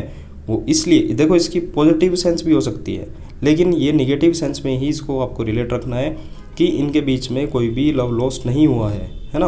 वो इसलिए क्योंकि इनमें नफरत थी, ठीक है। नफरत थी तो इनमें कभी भी ऐसा कुछ होगा ही नहीं, ठीक है। तो बहुत ही ज़्यादा नफरत होना इसका मीनिंग है। थोड़ा सा आप इसको मतलब स्टार मार्क करके भी रख सकते हैं ताकि इसको रिवीजन आप थोड़ा सा ज़्यादा कर पाएँ। नेक्स्ट इडियम है नो स्प्रिंग चिकन, मतलब कि a person who is no longer young, मतलब कि जवानी खत्म होना। पुराने समय में अमेरिका में किसान वसंत ऋतु स्प्रिंग में चूजे जो चिक्स होते हैं उनको बेचते थे। ये ताज़े होते थे, जवान चूजे होते थे, इसलिए उनकी कीमत भी ज़्यादा होती थी। अगर कोई किसान पुराने या फिर पिछले साल के चूजे बेचने की कोशिश करता था तो ग्राहक कहते that is no spring chicken, मतलब कि ये वसंत का नया चूजा नहीं है। इसका मतलब होता था अब ये पुराना हो चुका है, इसका वैसा ताज़ापन या वैल्यू नहीं रही है। धीरे धीरे यह मुहावरा लोगों की उम्र के लिए भी प्रयोग होने लगा। जब कोई व्यक्ति खुद को जवान दिखाने की कोशिश करता है लेकिन असल में वह बूढ़ा होता है तो उसको कहा जाता है नो स्प्रिंग चिकन, मतलब कि अब मतलब यह जवान नहीं रहा है। ठीक है, तो इसी कंटेक्स्ट से आपको याद रखना है कि जो किसान होते थे वे स्प्रिंग में भी मतलब चूज़ों को बेचते थे, वे ताज़े होते थे, जवान होते थे। ठीक है, अब कोई मतलब नो स्प्रिंग चिकन बेचेगा तो मतलब कि वो पुराने चूज़ों को बेच रहा है। ठीक है, वे अब नए नहीं हैं, तो इसका मीनिंग यही हो जाएगा कि वह पुराना हो चुका है, ताज़ापन ख़त्म हो चुका है, वैल्यू उसकी ख़त्म हो चुकी है, मतलब कि उसकी जवानी ख़त्म हो चुकी है। ठीक है, no spring chicken, spring chicken का ना होना तो वो पुराना है ना, जवानी उसकी ख़त्म हो गई है, no longer young. Next idiom है हमारा no strings attach, without condition or restriction, बिना किसी शर्त के। अब देखो, जैसे कपड़े खरीदने हम जाते हैं तो पुराने समय में जब कपड़ा क्लॉथ बाज़ार में बेचा जाता था तो दुकानदार कभी कभी उसमें डोरी, एक स्ट्रिंग बांध कर रख देते थे, जिससे संकेत मिलता था कि वो कपड़ा किसी विशेष आदेश, ग्राहक या नियम के तहत है, यानी उस पर कुछ शर्तें लागू हैं। देखो, इसको ऐसे ही समझ सकते हैं हम, जैसे आप कोट सिलवाने गए तो कोट पर काफ़ी सारे कोट पहले से ही बने हुए टंगे रहते हैं, उन पर एक मतलब चिट टाइप सी लगी रहती है, कुछ एक टैग लगा रहता है जिस पर कुछ एक स्पेशल कह सकते हैं, किसी ने ऑर्डर देकर स्पेशल बनवाया हो, किसी ने मतलब बुकड कर रखा हो पहले से ही, या किसी ने कुछ स्पेशल उसमें कारीगरी करवाई हो, है ना, तो वो कहीं ना कहीं वो कहीं मतलब रिजर्व्ड है। इसके विपरीत अगर कपड़े पर कोई भी डोरी नहीं बंधी होती थी तो नो स्ट्रिंग अटैच्ड होता था, तो इसका मतलब हो जाता था मतलब कि वह बिना किसी शर्त के उपलब्ध है, कोई भी उसमें बंधन नहीं है। ठीक है, तो मतलब हो जाएगा बिना किसी बंधन के, बिना किसी रेस्ट्रिक्शन के, बिना किसी कंडीशन के। ठीक है, तो नो स्ट्रिंग्स अटैच का मतलब हो जाएगा कि इस पर कोई भी स्पेशल टैग नहीं है, कोई भी इस पर बंधन नहीं है, कोई भी इस पर डोरी नहीं लटकी हुई है। तो ये कपड़ों की दुनिया से आया है, आपको मैंने प्रैक्टिकल एग्जाम्पल भी दे दिया तो आप समझ सकते हैं। ठीक है, तो मतलब हो जाएगा बिना किसी शर्त के ये चीज़ है, बिना किसी बंधन के है। नेक्स्ट इडियम है नॉट ब्रीथ ए वर्ड, मतलब कि to remain silent about some secret, किसी बात को गुप्त रखना। पुराने समय में यह माना जाता था कि जब कोई कुछ बोलता है तो वह सांस के साथ शब्द भी बाहर निकालता है। इस धारणा के आधार पर ये वाक्यांश बना not to breathe a word, मतलब कि इतना चुप रहना कि उसके मुंह से सांस के साथ एक शब्द भी बाहर ना निकले, मतलब कि बिल्कुल चुप रहना। ठीक है, इसका इस्तेमाल खासकर गुप्त बातों को छुपाने के संदर्भ में किया जाता था, जैसे कोई राज, योजना या फिर निजी जानकारी। नॉट ब्रीथ ए वर्ड, मतलब कि आप एक भी सांस नहीं ले रहे हैं, सांस के साथ उस वर्ड को भी नहीं बोल पा रहे हैं। ठीक है, तो आप किसी बात को गुप्त रख रहे हैं, बिल्कुल आपने चुप्पी साध ली है। तो इस तरह से आपको इसका कंटेक्स्ट को रिलेट रखना है कि आप ब्रीथ के साथ कोई भी एक वर्ड, मुंह के सांस के साथ एक भी शब्द नहीं बोल पा रहे हैं, कुछ भी आप बाहर नहीं निकाल रहे हैं, तो आप मतलब बिल्कुल चुप हैं, आपने कोई सीक्रेट बात को छुपा रखा है। Not fit to hold a candle, मतलब इन्फीरियर हो जाएगा, can not be compare to, पाँव की धूल होना, तुच्छ होना बेसिकली। ठीक है, इन्फीरियर होना। देखते हैं कैसे बना है। पुराने समय में जब बिजली नहीं होती थी तो मोमबत्ती पकड़े रहना, होल्ड ए कैंडल, एक नौकर का काम होता था जो किसी बड़े या कुशल व्यक्ति को रोशनी देने के लिए मोमबत्ती पकड़ता था ताकि वो अपना काम कर सके, है ना। जैसे कोई वो जो बड़ा आदमी है वो पढ़ सके, लिख सके, चित्र बना सके, सिलाई कर सके, बहुत सारे काम में नौकर को एक काम दिया जाता था जो कि होता था कैंडल को होल्ड करने का। अगर कोई कहे वो तो मोमबत्ती पकड़ने लायक भी नहीं है, मतलब कि इसका मतलब होता था कि वो महान व्यक्ति की सेवा करने या उसके पास खड़े होने के लायक भी नहीं है, क्योंकि मोमबत्ती पकड़ना एक बहुत ही बेसिक सा काम होता है, केवल खड़ा रहना होता है उसको सीधे पकड़ के, है ना। कोई ये भी नहीं कर पा रहा है तो इसका मतलब वो बिल्कुल तुच्छ है, वो बिल्कुल भी लायक नहीं है, यानी किसी के बराबर भी नहीं है, बल्कि उसकी तुलना में बहुत ही ज़्यादा तुच्छ है, अयोग्य है। ठीक है, जैसे देख सकते हैं इसको कैंडल पकड़ने को दी और इसने हाथ पर भी गिरा ली, मतलब ये इसने तरीके से हैंडल नहीं पकड़ी हुई है, बहुत ही ज़्यादा इन्फीरियर क्वालिटी का है, तुच्छ है। ठीक है, not fit to hold a candle. Next idiom है नॉट होल्ड वाटर, ये पहले भी आया हुआ है idiom. Does not seem to be reasonable, can not be believed, विश्वसनीय नहीं होना। अब देखो होल्ड वाटर, जो इस घड़े में मतलब वाटर होल्ड रह गया, इसने वाटर होल्ड नहीं किया है, तो वही चीज़ है, अगर बर्तन में छेद है वह पानी नहीं रोक सकता है, उसको कैन नॉट होल्ड वाटर कहा जाता है। इसी तरह कोई तर्क या कहानी या फिर कोई झूठी हो, कमज़ोर हो, तो कहा जाता है कि वह वाटर को होल्ड नहीं कर सकती, यानी उसमें सच्चाई या फिर दम नहीं है। तो नॉट होल्ड वाटर, विश्वसनीय न होना, ठीक है, इजी इडियम है, पहले भी कर रखा है। नोट मेक हेड और टेल, तो ये भी हमने अभी की वीडियो में करा, मतलब कि not able to understand anything, समझ से बाहर होना। मैंने आपको हेड एंड टेल बताया था, मतलब कि दो ही पहलू होते हैं, या फिर हेड या टेल, दोनों चीज़ को समझ जाना, मतलब कि आपको कंप्लीट नॉलेज है। नॉट मेक हेड और टेल, मतलब कि आप हेड और टेल को नहीं समझ पा रहे हैं, बना पा रहे हैं, तो आप कहीं ना कहीं आपकी जो अंडरस्टैंडिंग है वो अच्छी तरह से नहीं हुई है, समझ से वो चीज़ बाहर है, ठीक है। तो आप डायरेक्ट इस रिलेशनशिप को याद कर सकते हैं, पहले करा हुआ है। तो नेक्स्ट पर चलते हैं। नेक्स्ट इडियम है नोट मीन्स वर्ड, ये भी हमने कर रखा है, नोट ऐड है उसमें। मिनिमम से मिनिमम छोटे छोटे टुकड़े कर देना, है ना, इसका मीनिंग मैंने बताया था। नॉट मीन्स वर्ड, मतलब कि to speak in a direct way. अब मीन्स वर्ड हो गया था, मतलब कि चीज़ें घुमा फिरा कर कहना, काट छाट करके कहना, ठीक है, वो था। और नोट, मतलब कि नोट में मीन्स वर्ड, तो इसका उल्टा हो जाएगा, मतलब कि डायरेक्ट कहना, बिल्कुल प्लेन कहना, मतलब सीधे तरीके से किसी चीज़ को कहना, मुंह पर कह देना, ठीक है। टू मीन्स का मतलब हो जाता है छोटे छोटे टुकड़ों में काटना। पुराने समय में जब कोई इंसान शब्दों को काट छाट कर बहुत ही सावधानी से चुनकर बोलता था, तो उसको कहा जाता था कि वो मिन्सिंग वर्ड कर रहा है, यानी मीठा बनाकर टाल मटोल कर बोल रहा है। लेकिन जब कोई कहता है नॉट मिन्सिंग वर्ड, तो उसका मतलब हो जाता है मैं बिना घुमा फिरा कर बोल रहा हूँ, जैसा है वैसा ही मतलब बोल रहा हूँ, रिप्रेजेंट कर रहा हूँ, ठीक है। मुंह पर कहना, बिल्कुल एकदम डायरेक्ट वे में कहना, जैसे ये कह रहा है, मतलब तुम फेल्ड हो चुके हो, घुमा फिरा कर ना कहकर सीधे सीधे मुँह पर कह रहा है। नेक्स्ट इडियम है not one's cup of tea, ये भी पहले आ चुका है। कप ऑफ टी मतलब कि किसी चीज़ को पसंद करना, और not one's cup of tea मतलब कि not one's choice or preference, आपकी प्रेफरेंस, आपकी चॉइस में ये चीज़ नहीं है, बस की बात न होना, ठीक है। ब्रिटेन में चाय को न सिर्फ पेय पदार्थ माना जाता था, बल्कि एक सांस्कृतिक प्रतीक के रूप में भी देखा जाता था। चाय को आराम, पसंद और निजी पसंदीदा समय से जोड़कर देखा जाता था। इसलिए अगर कोई चीज़ योर कप ऑफ टी कही जाती थी, तो इसका मतलब था वो चीज़ आपको अच्छी लगती है, आपकी रोज़मर्रा की चाय है वो। नॉट कप ऑफ टी का मतलब हो गया नॉट वंस चॉइस, मतलब कि वो आपकी चॉइस नहीं है, आप उसको पसंद नहीं कर रहे हैं, ठीक है।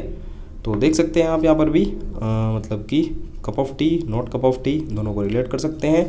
कप ऑफ टी मतलब कि आपकी चॉइस है, आपकी प्रेफरेंस है, और नॉट कप ऑफ टी मतलब आपकी मतलब वो चॉइस नहीं है, आप उसको पसंद नहीं करते हैं। नेक्स्ट इडियम है not playing with the full deck, meaning हो जाएगा आइदर मेंटली, साइकोलॉजिकली और इंटेलेक्चुअली डेफिशिएंट, मतलब कि मानसिक, मनोवैज्ञानिक और बौद्धिक रूप से कमी होना।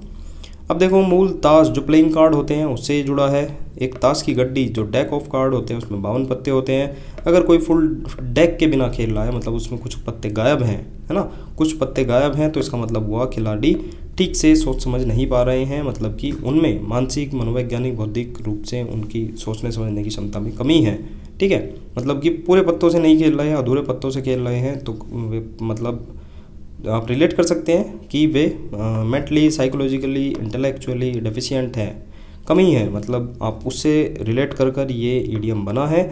जिस प्रकार 52 पत्ते ना होकर भी आप चीज़ों को एग्जीक्यूट कर रहे हैं अच्छे से, मतलब कोशिश कर रहे हैं खेलने की, तो ऐसे ही फुल डेक के बिना कोई चीज़ अगर हो रही है, not playing with the full deck, तो आपके अंदर कमी है, एक मनोवैज्ञानिक, बौद्धिक रूप से, मतलब कैपेसिटी की आपके अंदर कमी है, ठीक है। तो not playing with the full deck, आप फुल डेक के साथ देखो, फुल डेक के साथ खेलना मतलब 52 पत्तों के साथ खेलना, सभी चीज़ें अच्छी चल रही हैं, बिल्कुल एकदम अच्छे तरीके से आप चीज़ों को एग्जीक्यूट कर रहे हैं। लेकिन अगर उसमें फुल डेक के साथ आप नहीं खेल रहे हैं, 52 पत्तों के साथ नहीं खेल रहे हैं, तो मतलब आपके मतलब सोचने समझने की कैपेसिटी में कमी है।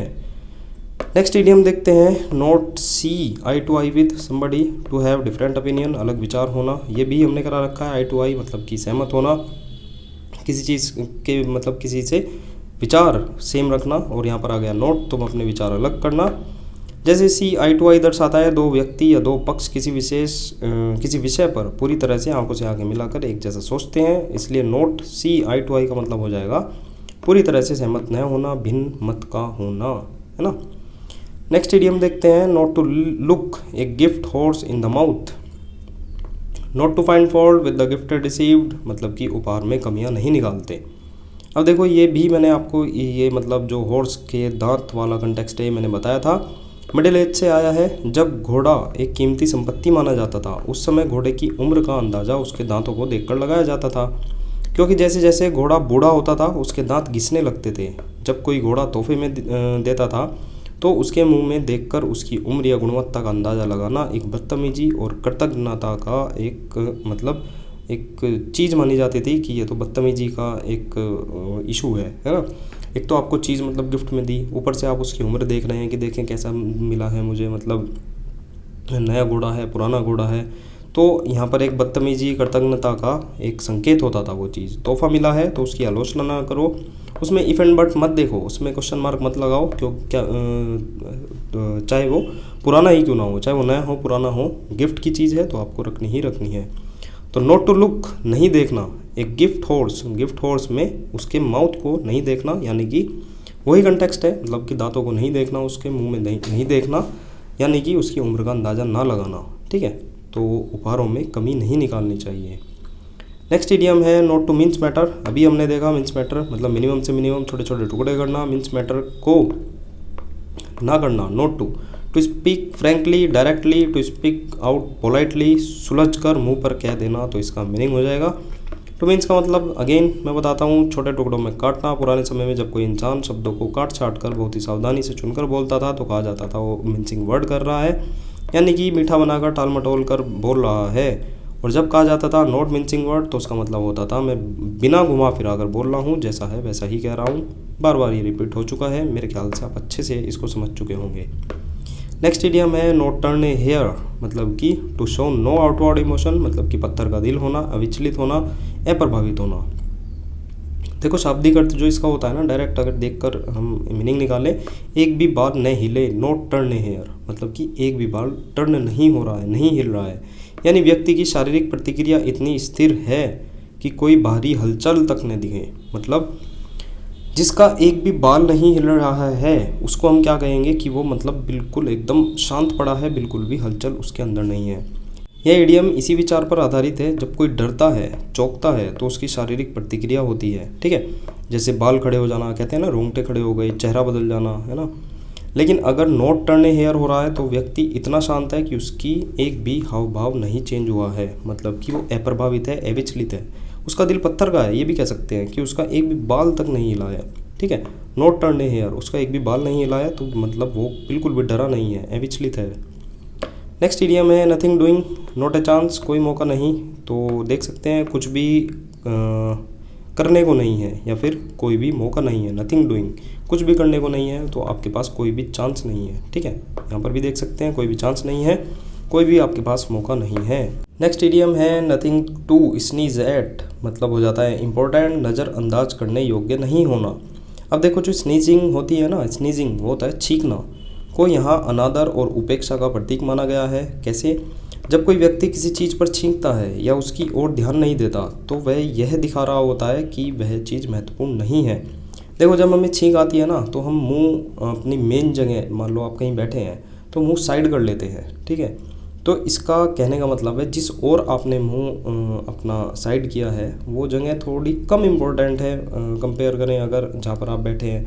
मान लो किसी आप टेबल के आगे बैठे हैं तो आप जो छींक मारते हैं, स्नीज करते हैं, वो मतलब नीचे करके अपना मतलब पैरों की तरफ को करके मार देते हैं या फिर अपना मुंह जो है और वो साइड करके करते हैं, तो वे जगह जो है कम इम्पोर्टेंट होती है कंपेयर टू जो आपके मेज है, सामने जो चीज़ें रखी हैं उसकी कंपेयर में। वही चीज़ है जब कोई व्यक्ति किसी चीज़ पर छींकता है तो उसकी ओर ध्यान नहीं देता, वह यह दिखा रहा होता है कि यह चीज़ कम महत्वपूर्ण है।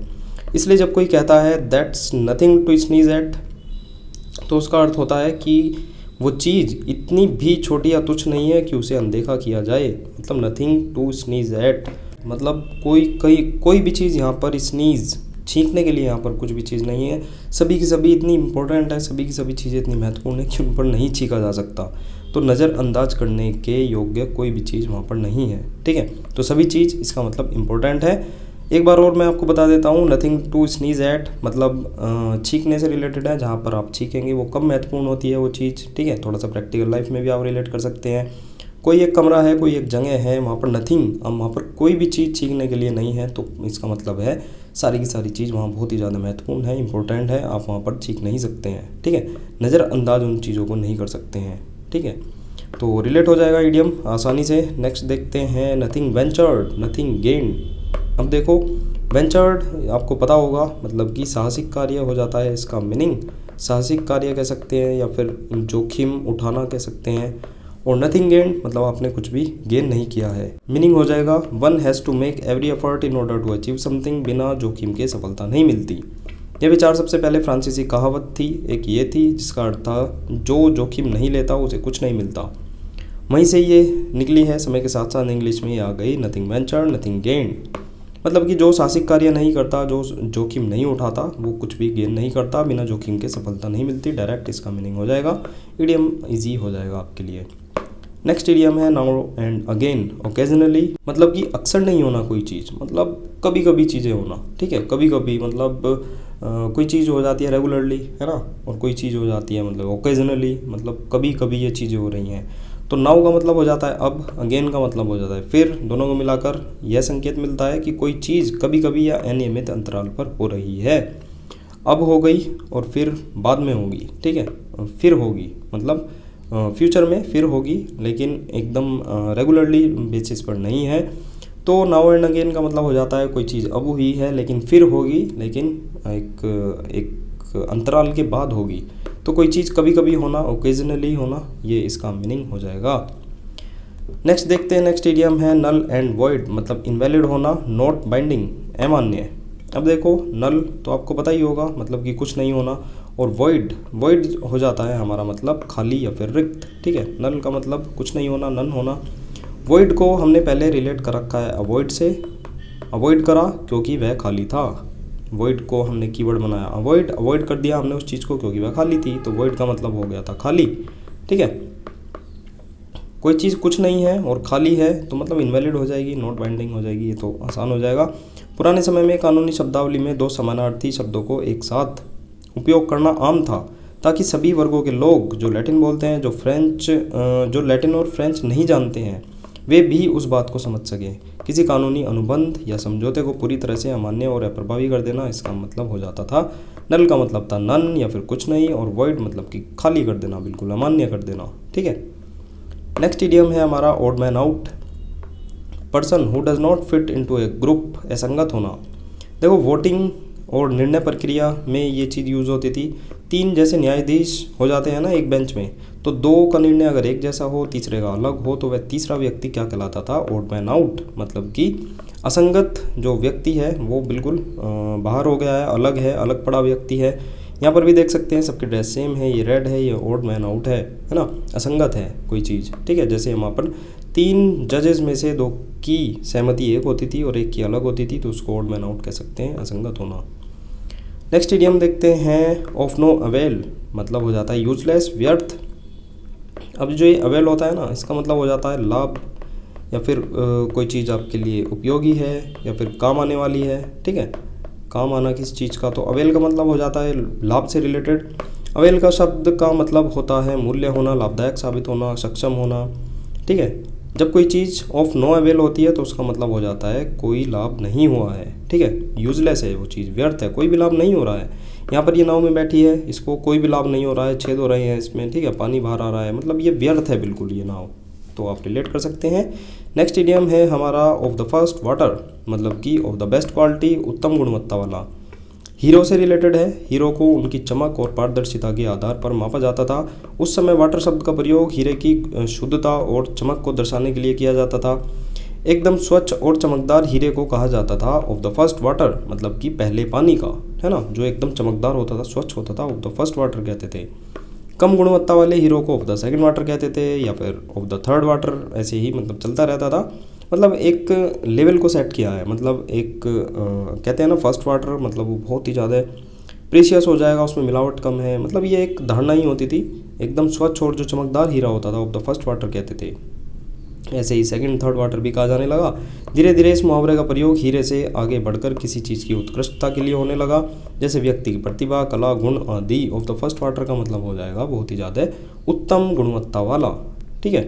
हीरो से इसको रिलेट कर सकते हैं सीधा सीधा, मेरे हिसाब से क्लियर हो गया होगा। नेक्स्ट इडियम है off the old school, old fashion in thought, मतलब कि पुराने ज़माने की सोच वाला। अब ओल्ड स्कूल से आप सीधा सीधा रिलेट कर सकते हैं कि पुराने ज़माने की सोच वाला ही होगा। उस समय से यह जुड़ा है जब स्कूल शब्द का मतलब सिर्फ शिक्षा संस्थान न होकर मतलब ये भी होता था, इसके साथ साथ सोचने समझने या कार्य करने की शैली भी हुआ करता था। इसलिए ऑफ द ओल्ड स्कूल का मतलब था कोई व्यक्ति पुराने मूल्य, रीति रिवाज, शिष्टाचारों को मानता है। ऑफ द ओल्ड स्कूल, यह वाक्यांश आज भी उन लोगों के लिए इस्तेमाल होता है जो पुराने तौर तरीके, नैतिकता, पहनावे, व्यवहार में विश्वास रखते हैं। ठीक है, ऑफ द ओल्ड स्कूल आपको रिलेट रखना है कि ये रीति रिवाज से एक जो सोचने समझने की कार्य क्षमता होती थी उससे रिलेटेड है, या फिर डायरेक्ट स्कूल से भी आप रिलेट कर सकते हैं। ऑफ द ओल्ड स्कूल मतलब कोई पुराने ज़माने का है आदमी, है ना, ये स्कूल ही पुराने ज़माने का है।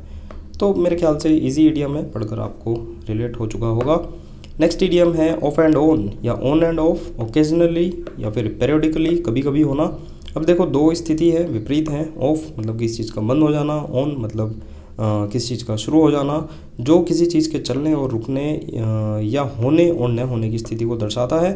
तो वो मतलब कभी कभी, ठीक है, ऑफ एंड ऑन। ओकेजनली वो चीज़ होगी, कोई चीज़ ऑफ भी हो गई, कोई चीज़ ऑन भी हो गई, तो मतलब कॉन्ट्राडिक्टरी चीज़ें हैं दोनों, है ना। कोई चीज़ चल रही है, कोई चीज़ रुक रही है, मतलब कि ओकेजनली वो चीज़ ओकेजनली हो रही है, पेरियोडिकली हो रही है, कभी कभी वो चीज़ हो रही है ना, अक्सर नहीं होती, रेगुलरली नहीं होती। ठीक है, तो ये भी आपको याद रखना है। नेक्स्ट इडियम है off the beaten track, little non, सुदूर स्थान में। पुराने ज़माने में जब सड़क नहीं होती थी तब रास्ते पैदल या फिर जानवरों के चलने से बनते थे। जिस रास्ते पर बहुत बार चला जाए वह बीटन पाथ कहा जाता था या बीटन ट्रैक कहा जाता था। इसलिए अगर कोई उस बीटन ट्रैक से हटकर चला जाए तो इसका मतलब हुआ वह नए या अलग रास्ते पर है जहां आमतौर पर लोग नहीं जाते। देखो जैसे ये है, अब ये तो मान लो, वैसे तो ये थोड़ा सा इमेज गड़बड़ है, देख सकते हैं। मान लो ये एक रास्ता है, यहाँ पर पहले आदमी गए हैं, जानवर गए हैं, तो ये बीटन ट्रैक हो जाएगा, मतलब यहाँ पर रास्ता बन जाएगा। जो घास वास है वो भी थोड़ी दब जाएगी, देखकर पता लग सकता है कि यहाँ से कोई गया है, तो ये एक नॉर्मल रास्ता है, नॉन ट्रैक हो जाएगा।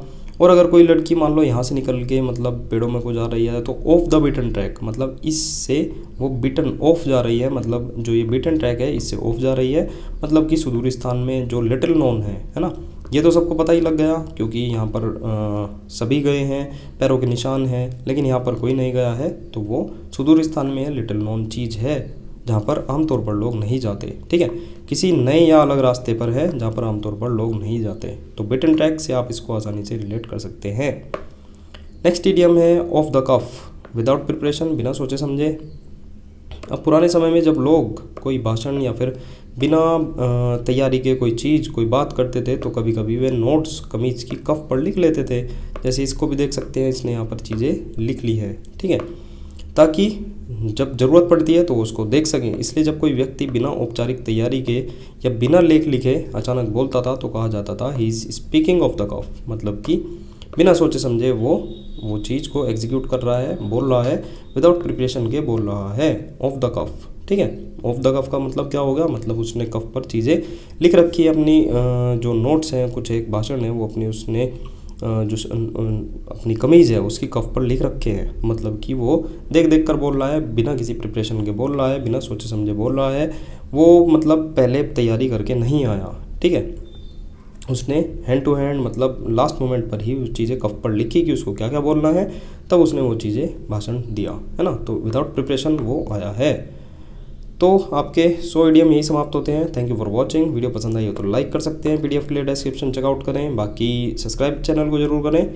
मिलते हैं नेक्स्ट वीडियो में, नेक्स्ट नई अपने 50 या 100 इडियम के साथ, देखते हैं जितने पॉसिबल हो पाते हैं उतने करेंगे। ठीक है, तो बाय बाय, मिलते हैं नेक्स्ट वीडियो में।